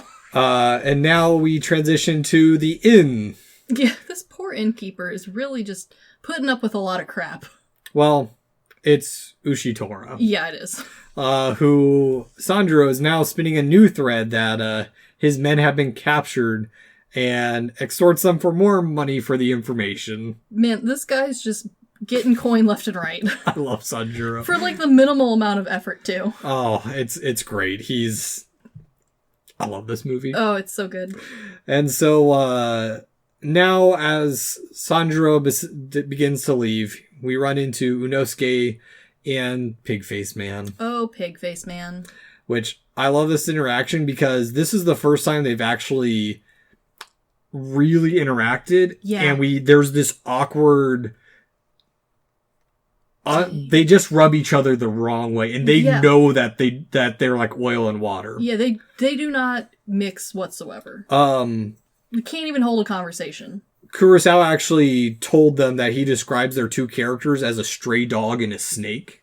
Ooh, nice. Yeah, because when you see their interaction, Boarface Man reminds me of like a really disheveled crow flying around the streets, being rude, yelling at people, whereas our main character, throughout the whole movie, just slowly turns into more and more of a stray, like, sickly dog. A masterless dog. A Ronin. Yes. Yeah, well, that's also where his fleas came in. Very much so, but also just, like, he's got this attitude towards him. Yeah. That, like, nobody... In dog sense, nobody can befriend you, nobody can pet you. No one's handing you scraps, you're gonna fight for everything yourself. You're gonna outsmart the trash can. Exactly. Well, there was a trash can scene in Plague Dogs. Yes. So, after this, Sanjuro's walking down, and Unosuke and another guy go and kidnap the brothel's boss's son. Yeah, like you do. With a cheesy blood spurt, which marks the first arterial spurt in a Kurosawa film. And as a connoisseur of artisanal blood squirts, this is a solid one. Not too much, not too little. Tactful. Tactful blood. A taste of arterial spurt. Yes. Sounds like some stupid lipstick. This sounds like a thing that like a fancy spa would have. Artisanal blood spurt. Yes. And so Unosuke makes a beeline for Sanjuro after this, kind of taunting in his own way. Like, he's like, I don't like you. But he's just like, hey, I know who you are. Yeah. Yeah. And so he yells to the brothel owner that at 2 a.m. they're going to take the hostages will be brought out and they will be exchanged. Yeah, gotta trade out prisoners. Yes. Also, again, with the time picking. I mean... And it's perfect because of where and when movie is placed, but it also feels so reminiscent of all of the Western movies that I'm used to. Especially like the Clint Eastwood style ones where it's like... Yes. And because of that, it almost rings to me comedically. Mm-hmm. Especially because everyone who's setting times is a dumbass, and B, says it in like the most like stereotypical like bad guy, I'm gonna get you once the clock strikes noon. We shall meet at high noon, and who dies first is the loser. I'm gonna draw at the count of 10. 1, 2, 10. Ha, gotcha. Yeah, that kind of shit. Very much. Because while they try and exchange the hostages, Unosuke kills them. Yeah, because, again, this man is so much smarter than the rest of them. He thought of this first. But we also know he's not that smart, because they figured that they would kill them. Yeah. And they have kidnapped the sake dealer's woman. Yes. And that they will exchange in the morning. Yeah, and of course, the whole zoom in, eyes go wide. They've got her. Yes. The only pretty lady in this town. Arguably. Yeah. As far as they've portrayed it. She's the most typical beauty that... Damsel in distress. Yeah. Yeah. And I love this part too because this whole thing just... It has an awkward shot because it's, for the most part, from above. But as we're sitting there watching and Inosuke is doing his little, like, haha. I got you with my gun. Yeah.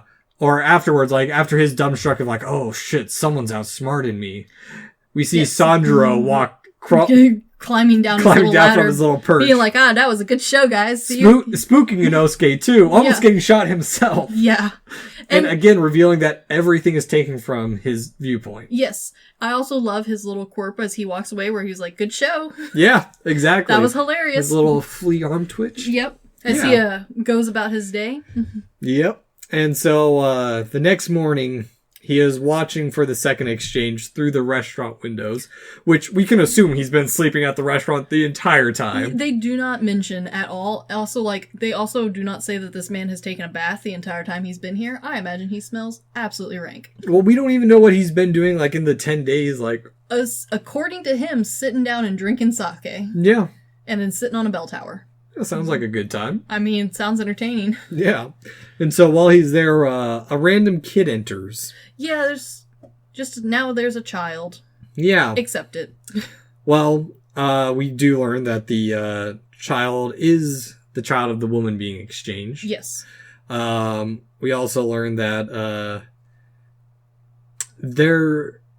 she's not really the sake owner's wife. No, she's this other guy who's now also in the restaurants. Yes. Which I love this exchange too because the merchants can't pull her away from the child who's screaming through the window. No. She totally outpowers them. Oh yeah. It's shot in such a way where it's not like, oh, she's so strong. It's like, wow, these dumbasses are really weak. Yeah, exactly. It's like watching an idiot who has a big dog get pulled around the park. It's interesting too because the wife we know of the brothel owner is the smarter one, or she's the one who runs the household. Yeah. She smacks the shit out of her son, which is great. Yes. But actually that's kind of interesting because it's the brothel owners their side that's already being shown as the weaker one. Yes. Because they can't control their son. Nope. They, the son's the idiot. The wife is in control. He can't hold back a woman. No. And they've been outdealt this whole time, too. Yeah. Yeah. But it's not blatant. So until you start, thinking about it, you wouldn't catch it. Yeah, until you start overanalyzing it like we're doing. Exactly. Yeah. Interesting. But, we do learn that there's a sad disposition and why there's an issue with having two gambling dens. Bum bum bum. The man who is actually the husband, we learned that he could have just lost his house, but his wife was too pretty. He gambled his wife. Man, this town's full of dumb people, isn't it? But that was actually common, or somewhat common, I guess. Yeah, but also really? The whole town? Actually, this has a lot of similarities to Mulberry now that I'm thinking of it. Because the plot of Mulberry... Sorry, I just finished this last night. It's about a woman who ends up prostituting herself out because her husband's a gambler and constantly on the road. So for her to make money in a rural Korea town... Actually, it is related to Japan too because I looked it up afterwards. It is also a commentary of how under the Japanese occupation of Korea... For a lot of people, there was nothing more to do than just screw. Yeah. I mean, it's not that far-fetched. We see it plenty in period pieces of, European history, especially, the Victorian-aged, street urchin-style movies and stuff, where it's like, oh, no, my husband is either dead or gambling addict. I must go and make my own money in the sweat house. Oh, that didn't work out. Better start selling my teeth. Yeah. Yeah. Yeah. Not that uncommon. But yeah, still interesting. And so, as they leave, Sanjuro is really pissed off at him. Yep. He hates weak people, and we now know that as he leaves the restaurant, tensions are even higher because there are nightly fires in the streets to keep watch. Yeah, which, for a town built on wood feels like a risk, but okay. I mean, that's how you heated the houses back in the day. Yeah, but that was like in a hearth. Yeah, true. A little bit more contained than dumpster fire. Yeah, true. But Sanjuro agrees to be the Yojimbo for Ushitora for 30 Ryo. Yep. Up front and 30 Ryo afterwards. Yeah, 60 whole bits. And Unosuke does not like this one bit. Nope. He thinks he is too pricey. Yeah, also like... Because... They got the gun now. I got a gun! Got a gun! But also like, he kind of... I think he knows that the samurai guy is bad news. Mm-hmm. And it kind of sounds to me like in his head, maybe he's thinking like, if we don't pay him, maybe he'll leave. Yeah. And then he won't be our problem anymore. And we can just take over this idiot group. Well, because, like we mentioned, this movie is very much a slight commentary on modernization of Japan. Yeah. Where they're in conflict because they are two different ideologies. Yeah, sure. Sanjuro, despite being a ronin and not really being a samurai as much... No, not very samurai-esque. He still is sticking to his old ways. He still is a good person at heart, and he's trying to get rid of these Yakuza. Yeah. Whereas Ushitora is modernization, and he's the new and advancing, and like, why are we spending money on this kind of thing? True. Yeah. And so we learned that Sanjuro is actually there to weave another story. This man's just full of stories. He wonders if the woman's really safe. I mean, we better go check on her. How many guys did you leave with her? 6? That's not enough. Oh gosh, no. What if they bring 15 men and kidnap her? Come here, bar-faced boy. Come here, dumbass. Let's check in on her. I mean, you're so strong and handsome. You better go with me. It's like what's Gaston's little... LeFou. Yeah. He's like LeFou. He is LeFou. And so, out there, he distracts him by... reminding him that the pretty lady has a husband, and how dare he look at her. How dare he sleep in the hut next to him. Why don't you go beat the shit out of him again? Which he does. Yes, which Sanjuro comes in saying that the guards are dead and to go back and inform Ushitora. Oh no! So dumbass runs off without even looking. When... Are the guards dead? Nope. No. Because Sanjuro now goes in to kill all of them. Oh wait, no, now they're dead. Yeah, which... great scene. Oh, fantastic scene. I love how he swiftly and easily kills everyone in that room and then goes, oh shoot, I better make it look like more dumbasses were here. Better knock everything over. Yeah, almost kind of an after the fact, because he frees the woman and then tells the family, hey, here's 30 Ryo I stole. Yes, you should just get, and like at the time, 30 Ryo, they could start over. Yeah. They could go to any town, have a whole new life. Yeah, and then he proceeds to go and be like, oh wait, chop, chop, chop, better knock this door down. Better put my hand through this window. Yep. And as he comes back out, they are still groveling to him. Still groveling. Come, this town is full of idiots. Yeah, he is a... but I love this part too, because he's still trying to portray himself as an asshole. Yes. But this is his one true good act. Ish. The most selfless act that he does. Yes, his most samurai act that we've seen. Yes, very much so. Or classically what we've seen in... Yeah, good samurai movies.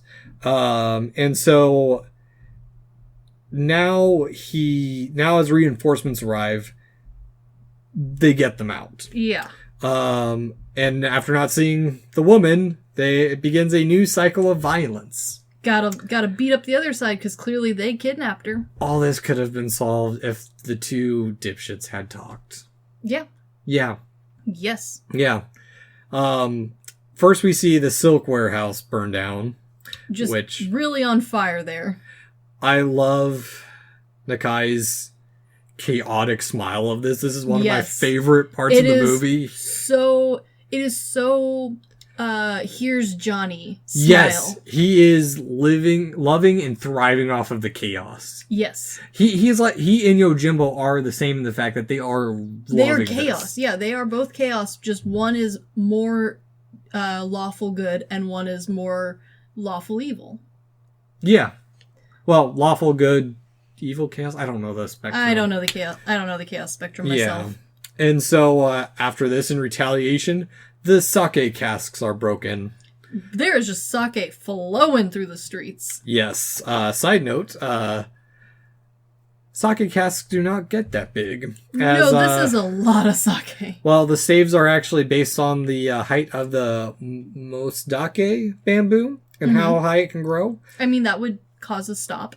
These were actually made with half barrels, so that way they could get behind and with the sake flow, which... I mean, even if they had been real and all the way full, way more sake comes out of them than I think probably actually would. Yes. Because this scene goes on, I wouldn't say a long time, but enough for everyone to have their moment of, like, shock and horror and, oh my god, we gotta do something about it. Yeah. Run and yell at everyone. Do something. Please save it, which... Yes. Luckily, no one is saving anything. Luckily, it was just water. They Yes. did not waste sake on this scene. That would have been a shit ton of sake. Exactly. And so, now we cut to the street littered with the dead. There's just a lot of dead guys now. As a strong wind blows. It is very windy out. And we see the casket maker slowly making his way through town. Just going around, bit by bit. Which Sanjiro enters the restaurant, and the owner is giddy, as all can be, because he has seen through him. Yes. He knows you're actually a nice person, aren't you? Yes, which I love what happens next, because this is important to Sanjiro's character. Mm-hmm. Because now enters Unosuke. Yes. Who he is aware that the family has escaped and that he is not with. Yeah, this is I mean, did it take him a while to figure this out? Yes. But he figured it out. It's been a day or two. Hey, that's, for this group, a long time. Yeah. Well, I mean, we're also talking in an era where, like, someone could go the next town over and no one knows who he is. The reason I say it took him so long is because his logic, if I remember right, was they were cut up too nicely to be a gang. You're the only one with the sword skills good enough. Cut up too nicely, and they saw the family. Yeah, that also crossing the that bridge would do it. or getting out of town. Which also I love this because Unosuke sees the note, even though Sanjiro, very high schoolish, tries to sneak it away. Yeah. But I love this because Sanjiro's one act of emotion has led to his downfall. Yep. Because up until this point, he's been calm, cool, and collected. Yep. But because he feels bad and he hates that this family is weak, yep, he's acted. This is true. Yeah. And so the act is up. We cut to Sanjiro face down on the ground as the guards begin to play a game above him. They gonna beat the shit out of this man. Well, as he begins to stir, all seems alright until he turns his face. And we see the mangled side. He been beat up. This scene was actually inspired by the 1942 The Glass Key. There you go. Again, I need to get to it. One of these days. Yeah. And so he asks where he's at, and the first guy tells him, oh, you're at the sake brewery. And the other guy's like, you dumb butt, you can't tell him that. It's the giant, and he tells him that this is the gates of hell. Which is way doper. I will give him that. Oh, yeah. And especially, like, with his really deep voice. Also, just being told by a giant gambling away his money that you're at the gates of hell and you've been beat to crap. Yeah. Dope. Yeah. And so, from that, we cut, well, he does try escaping, and he throws him into I love how the giant throws him across the room, and the other guy's like, you can't kill him. He's like, he's groaning, he's fine. He's fine. He's alive. He'll make it. And we cut to the night where he is being interrogated by the sake dealer who, apparently this woman beats his prayer drum really well. Because he is super obsessed with her. Yeah, seriously. Yeah, and he, it's an awkward scene. It is an awkward scene, but also, like, quick ending torture scene for a lot of, especially modern movies. Yeah. Like, they throw him into a trunk twice, and they're like, oh, don't bleed on the trunk, get off the trunk.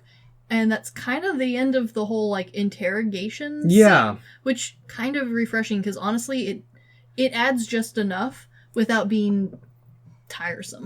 It's not, Casino Royale with the testicles through the chair. I mean, props for being creative. Yeah, fun scene too. But The long drawn out torture wouldn't have fit. No, not for this movie. And so I love this too, because even when Sanjiro's down on his luck, he's still thinking, he's trying to find ways out. Oh, he's a clever man. Because even though the door is unlocked, there's a second door. He knows he's not going to get out. He hides in the chest, which the lock was broken from when he was thrown into it. Yes. And he's also gotten to the point where now we're just crawling around everywhere because maybe our leg is broken? Yeah. He's really hurting. Yeah. I mean, his face looks like someone took him and ran him through a bee sting room and then threw glass in his face. So... bees! Exactly. Yes. And so, as they're frantically searching for him, he's fleeing below the house. Crawls around in the crawl space. But it's still... I love this part too, because he still is very cautious because Unosuke is still about. Sniffing him out. Because the way Inosuke is thinking, though not on this level, he reminds me a little bit of like Hans Landa from Inglourious Bastards. Yeah, a little bit. Yeah. Yeah, a little bit trying to think outside the box. Where he's a Yakuza, but he thinks like a samurai. Yes. Yeah. Or Yojimbo is acting like a Yakuza, because he's not taking it and dying with honor. And he's also not away. like... Yeah, he's full on crawling in the underspace, hiding in the floorboards, trying to get away, as opposed to standing and fighting. Yeah. Which apparently some of filming of that portion was really technically difficult. I mean, that makes sense. Because they kind of had to do it blindly. Yeah. Okay, yeah. I mean, that makes sense. Yeah, because they couldn't get the camera into that crawl space. Yeah. Yeah, that's true. Yeah. Cool little side bits. Yeah.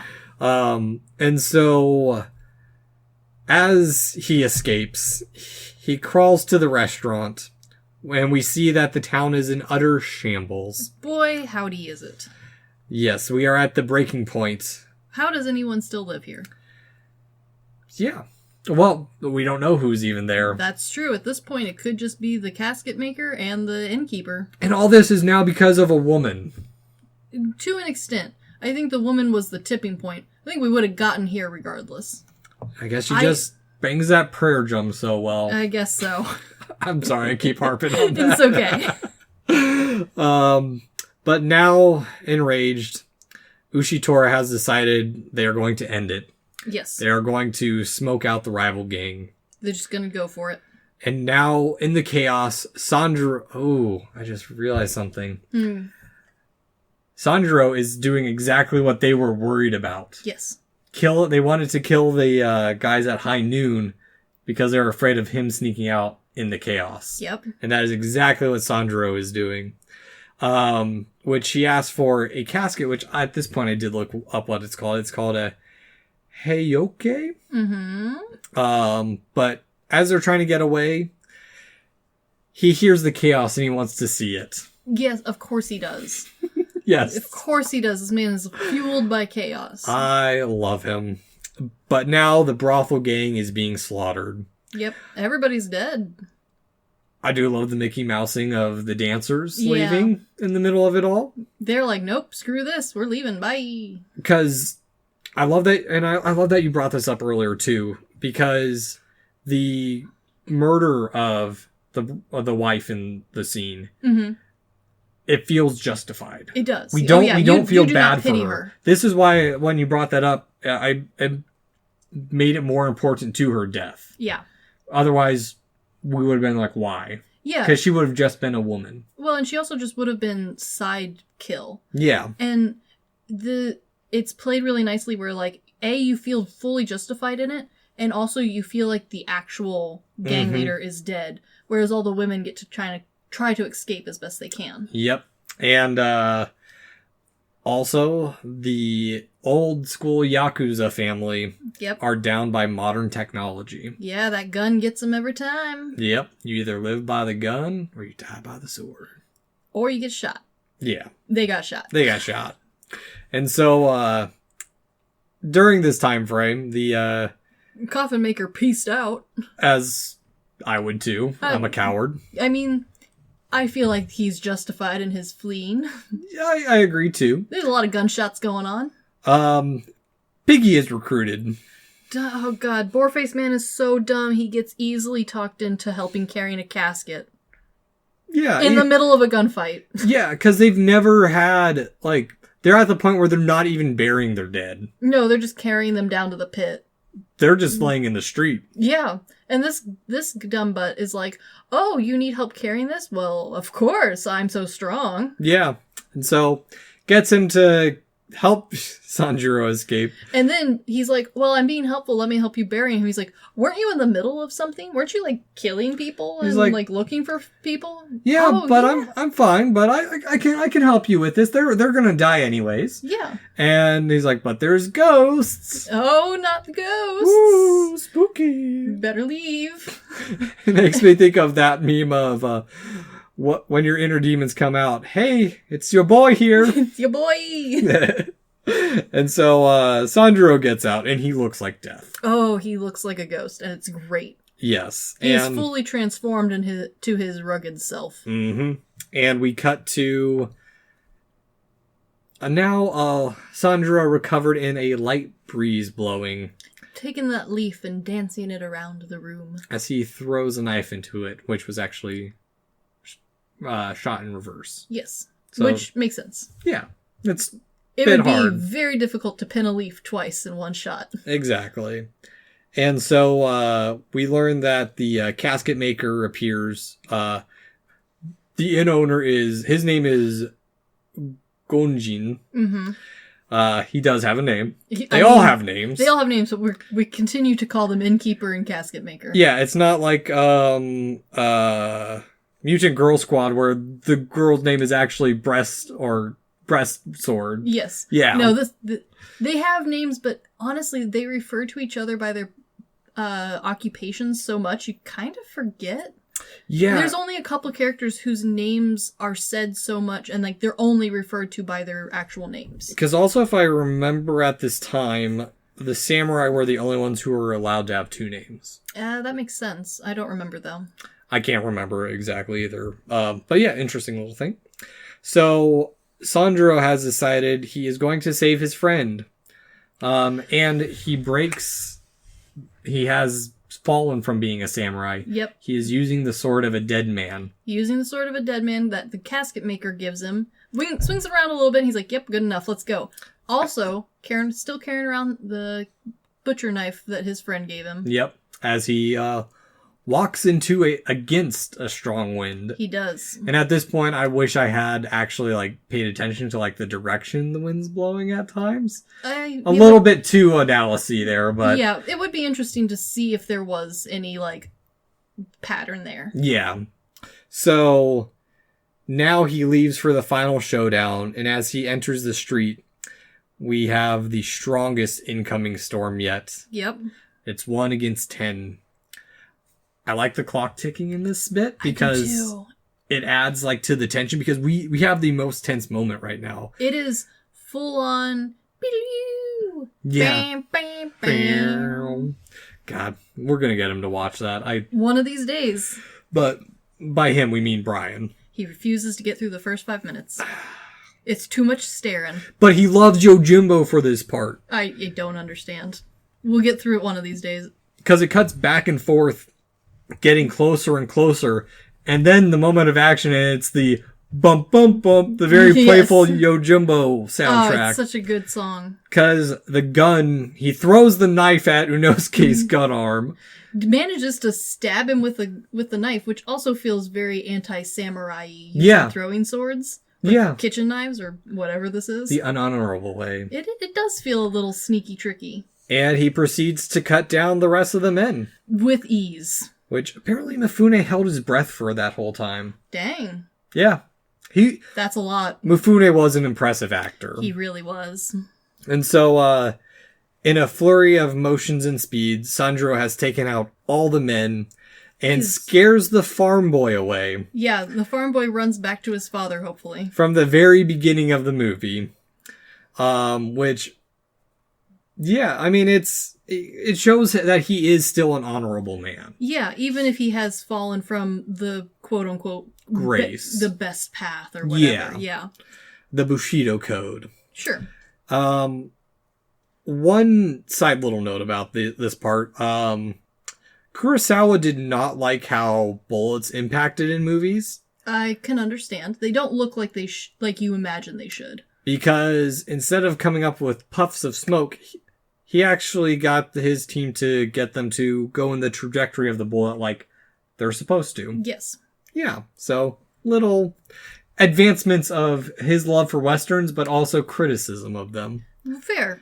Yeah, and so as Unosuke dies, the sake dealer, or the silk dealer, leaves his building to go kill the sake brewer, banging his prayer drum the whole damn time. Gone completely driven mad. Yes. I also love this part too because my favorite part in this is that we almost forget that Unosuke is there. Yeah, but actually. And as he's dying, he's making his death rattles, and all three of them just kind of look down like, "Oh yeah. Oh yeah, you're still here. What are you doing? You still making it?" Yeah. And so even with Sandro gives him his gun because he says he feels naked without it. It's such a fake ploy because he walks over, picks it up, looks at it, clearly doesn't know what he's looking for. Mm-hmm. And he's like, "Oh, don't worry, I fired it twice," which it's clearly a 6-shooter.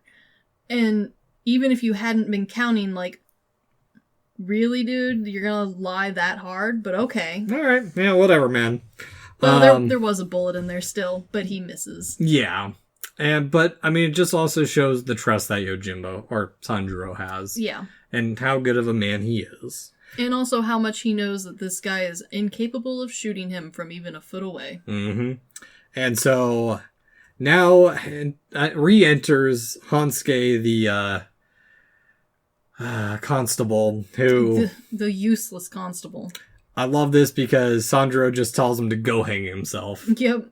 And then leaves. Well, first frees Gonjin. Yeah. And walks away down the street, who has the final winds of the film blow. Yeah. Doing his flea shaking. Gotta itch his way down the street. Still got his fleas. If only he'd take a bath. Yes. So Yojimbo. That's the movie.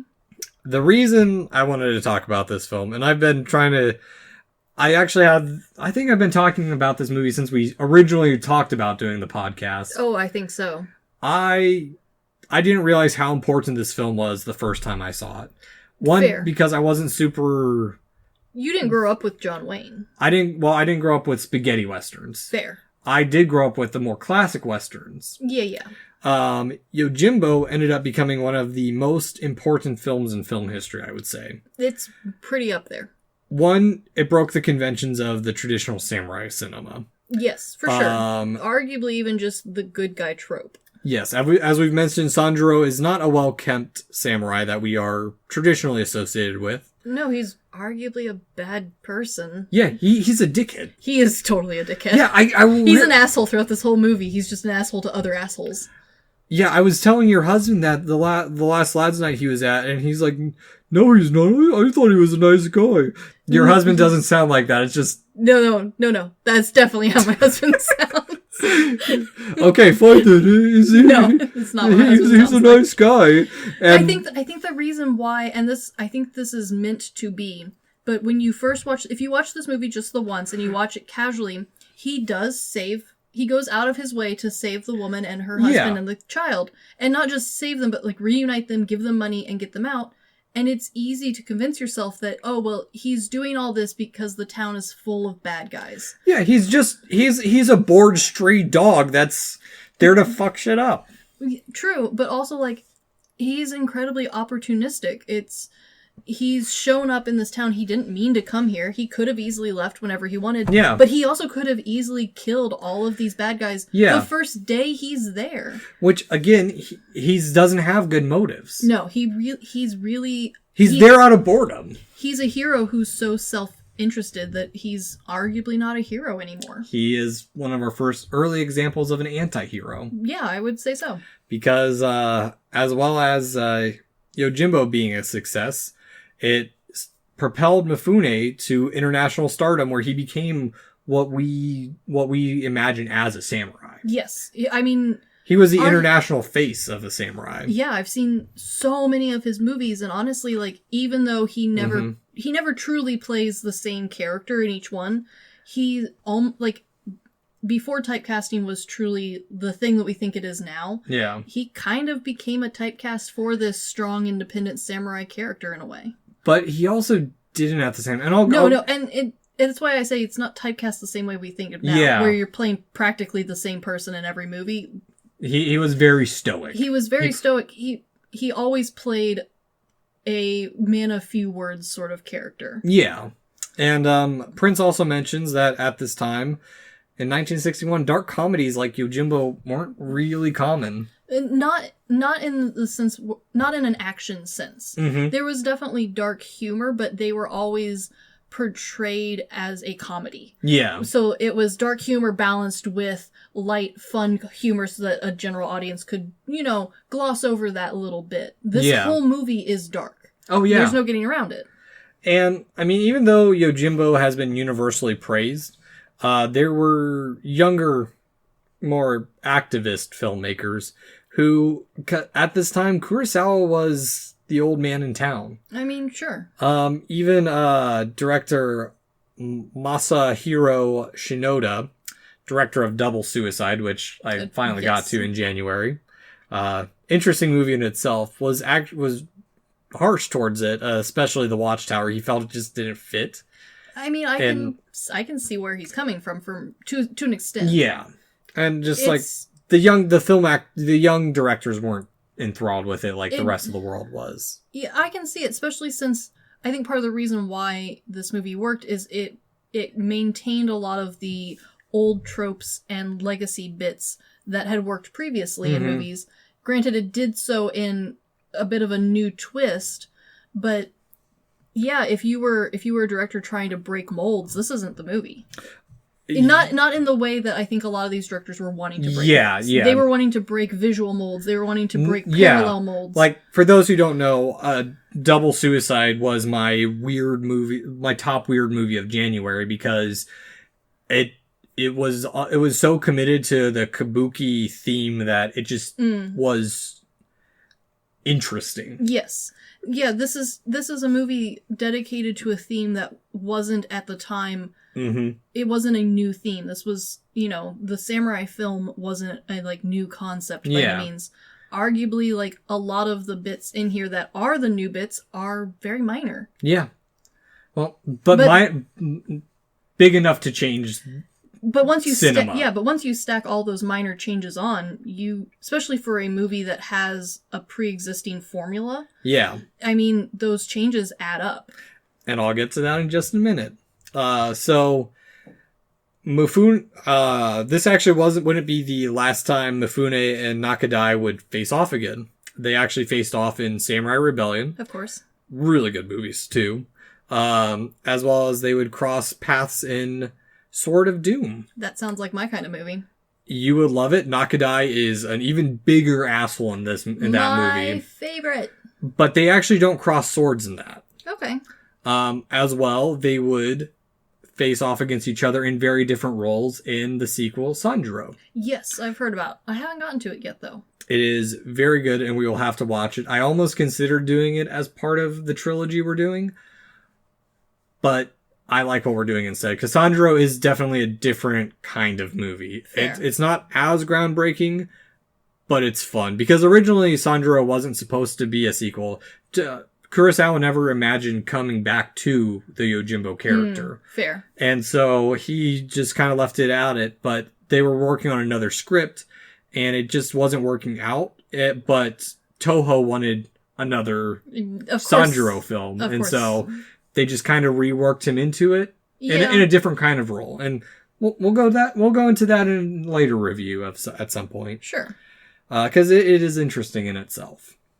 But not only was Yojimbo successful worldwide, and spiked the career of Mifune, it was the first Japanese film to be widely ripped off overseas. Oh boy, was it ripped off. Oh yes. Holy shit.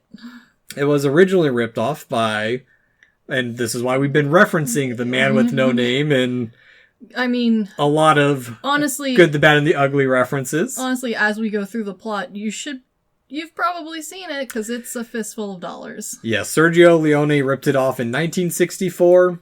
And as especially if you've seen Fistful of Dollars, it's not even like I just had similar themes. No, this is straight up. I finally got around to watching A Fistful of Dollars for Lads Night. This is when your husband was bitching about like Clint Eastwood's character was more of an asshole than Sandro was, and I'm like, no, Sandro's an asshole. I think part of the reason why Clint Eastwood's character comes off as more of an asshole is because in Fistful of Dollars, the character is written with less compassion lines. Yeah. And so because he is the stoic, quiet lone cowboy, he comes off as crusty. Yeah. And to my husband, that reads as assholey because he is a good Kansas boy who waves politely at everyone and says hi. He is not a world traveler who flips off his friends as they drive by. No. No, he's not. He is the kind of man who politely waves at everyone we drive past. Yes.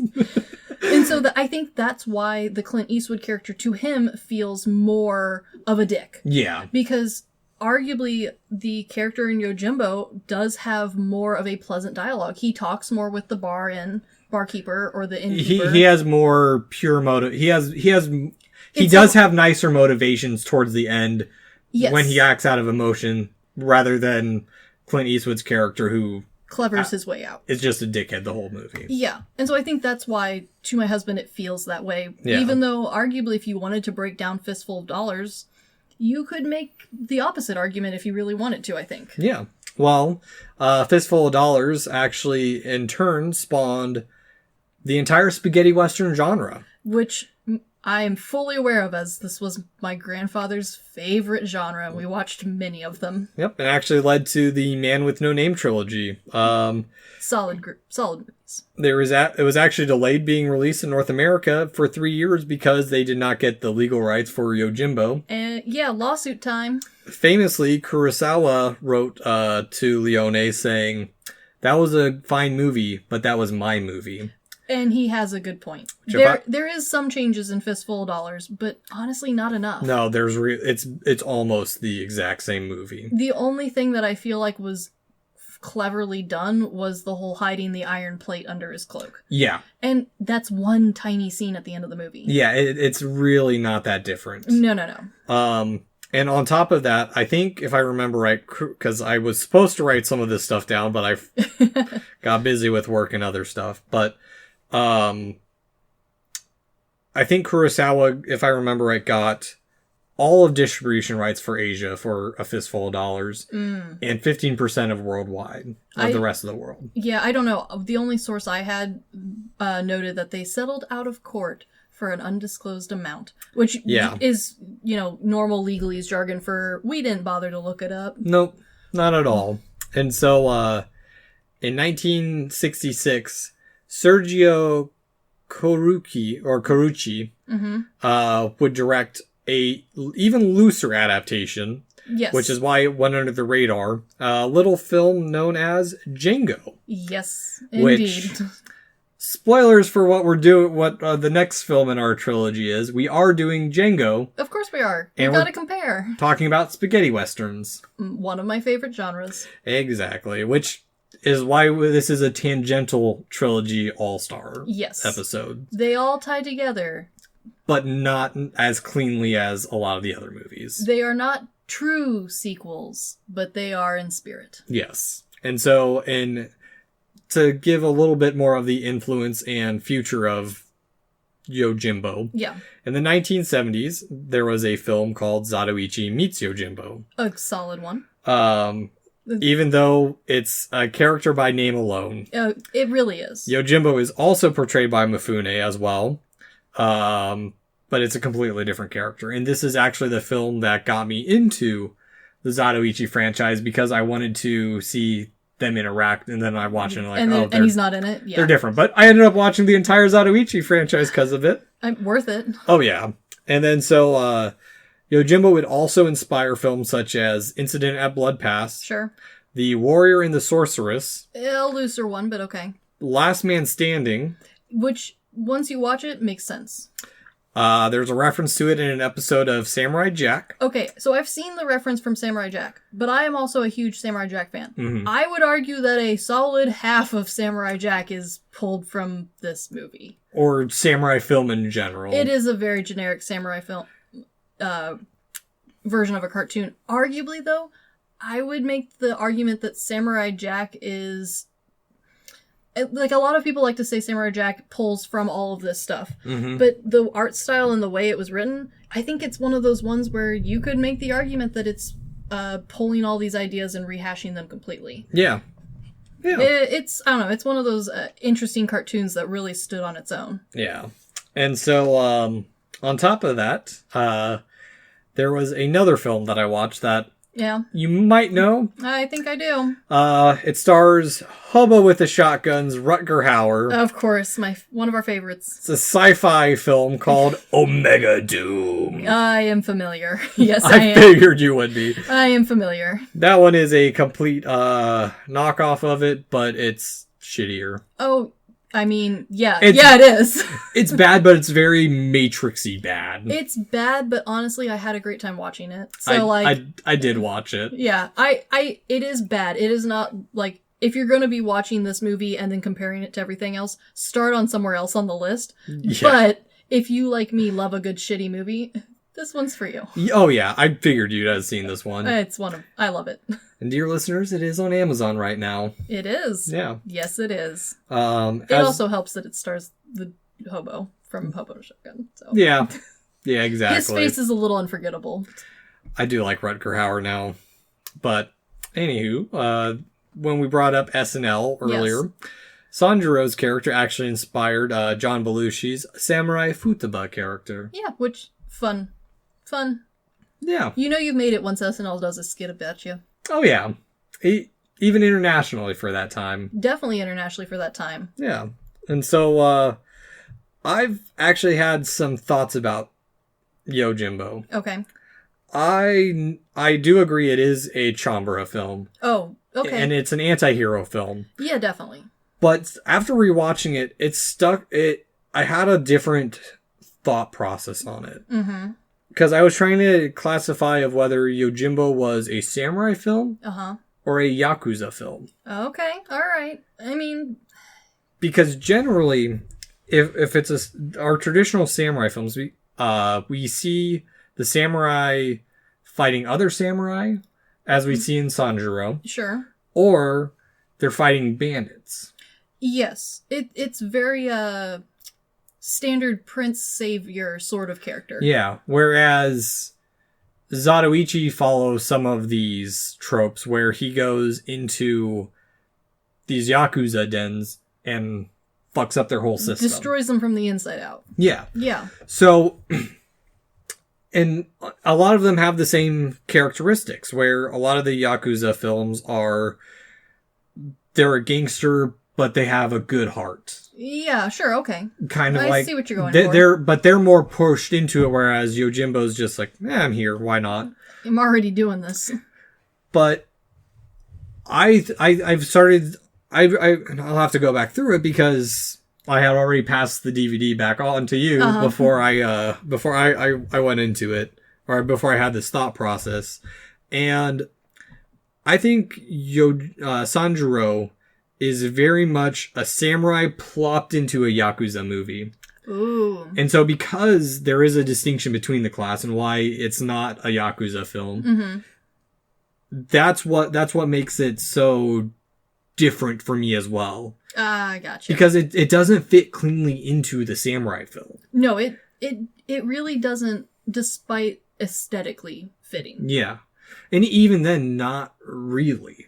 It's a dirty version of one, for sure. Which why a lot of its elements for me fall more into a Yakuza film, because he is dealing with the dregs of society. That's a good point.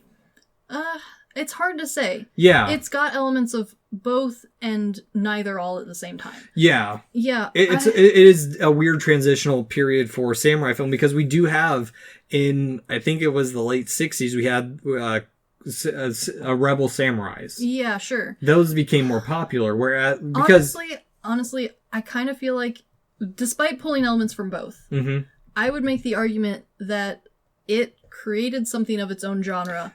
It's more of a Western samurai. It's the rebel samurai. Yeah. Because he doesn't have a lord, because it's not like the 47 Ronin. No. Where they're still They're not loyal. fighting for someone. Yeah, exactly. Yeah. No, he's a lost cowboy walking through a Japanese era. Yeah. Which, I mean... became the spaghetti western. It did, but also arguably its own genre of samurai Yakuza film. Yeah. Yeah. It's a weird thing. And, I mean, I'm still toying with it. It's still a fresher idea in my head, so I haven't really... Sure. I haven't had time to really rewatch and flush through it. Like, I don't know. It'll be hard to say. Exactly. So, I mean, this movie is so influential. I've made my family watch this entire trilogy. Of course you have. That's even before we started the podcast. So, like, this is something that's been stewing in my head for at least 2 or 3 years now. I totally understand. Yeah, and it's a reason it's our 50th episode. Yeah, definitely. So, I mean, we thoroughly discussed this movie. I mean, I don't really have much more else to say. I mean, Chris, at the end of it, would you recommend this movie?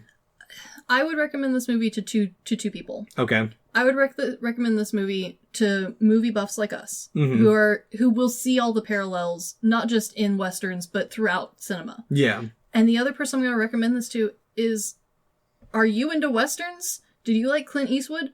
This is your genre. Yeah. You just don't know it yet.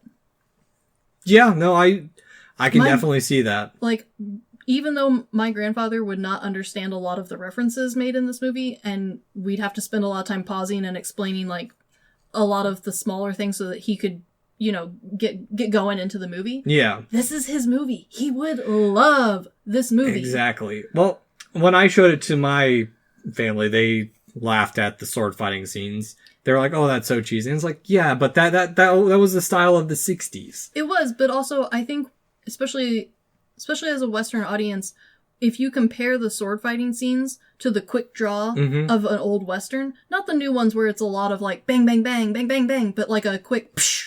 Yeah. Where you get that one ringing shot that echoes through town. That's what that sword fight feels like to me. It's Dragon Ball Z versus One Punch Man. Yes. Where Dragon Ball Z is a flurry of punches, One Punch Man is cleanly executed and takes everything out in one go. Yes, and that trope for especially the change in Westerns has been done before in many movies. There's plenty of Westerns that talk about the old guard dog and how he can hit with one shot. He only needs one bullet. Yeah. Whereas the new kid in town needs all 6 to hit his target. Yeah, well, and even then, I mean, we see kind of a change where, like, the duels are quick. The duels aren't there to entertain you with style. They're there because we need to kill a guy, and this is how it would be done. Yeah. It's going to be quick. It's a sword. It's not a butcher knife. It's not a stabby. It's a slice and go. Yeah. And once you get into that, once you parallel that ringing bullet from a Western with the slicing of this sword, if you like Westerns, this whole genre, and this would be a good one to start in on. Because you will undoubtedly see Clint Eastwood in this character. Oh, yeah. And I honestly think this is a gateway drug for a lot of people into the samurai genre. I would have to agree with that, because like I mentioned earlier, my first stint with Kurosawa was, well, technically it was this anime called Samurai 7. Sure. But the first film-wise was Kagemusha. Yeah. And then I moved on to Seven Samurai. Or not... Yeah, no, I went to Yojimbo and then Seven Samurai. Yeah. So, I mean, I watched them in a different order, but, like, this film just has so much character to it for me. It really does. Like, this is one of those films that I will, for so many people in the future, to sit down and watch. Oh, sure. I mean... Oh, sure. Most of Kurosawa's work's like that, but this one is special for me. I think this is also one of the first movies that I sat down and watched all the special features for because I loved it. Yeah. Also, it was about the time I was actually learning what the Criterion was, because when I watched Kagemusha, it was one of the last ones that was on Netflix back when Netflix actually had classic samurai the films old school on it. Stuff. Yeah. Yeah. So I unequivocally highly recommend Yojimbo. Of course. And if you can, no doubt. the sequel Sandro, but 100% watch Yojimbo. It is one so good. The greatest films, one of the most influential, because everyone knows what a spaghetti western is. Even if they don't know the definition, they know the style that is a spaghetti western. Oh, for sure. It made Clint Eastwood a household name. It really did, and honestly, even if you don't feel like you're a Western person, there is generally something there that you will enjoy. Exactly. So, that's my final words. Watch Yojimbo. Of course it is. Watch it with, and honestly, I'd like to see some other people's viewpoints of, like, not like us who love samurai in Western films. Sure. But just someone who has never had experience to this genre. Yeah, it'd be interesting to see what their thoughts would be. Yeah, but I'm definitely going to do more research on this, and I might come up with another conclusion of what to classify it as? Yeah, exactly. All right, you let us know. I will. It'll be probably years down the line because it'll take time. So, but anywho, this has been The Good, the Bad, and the Weird All-Stars. Thanks for listening. Peace.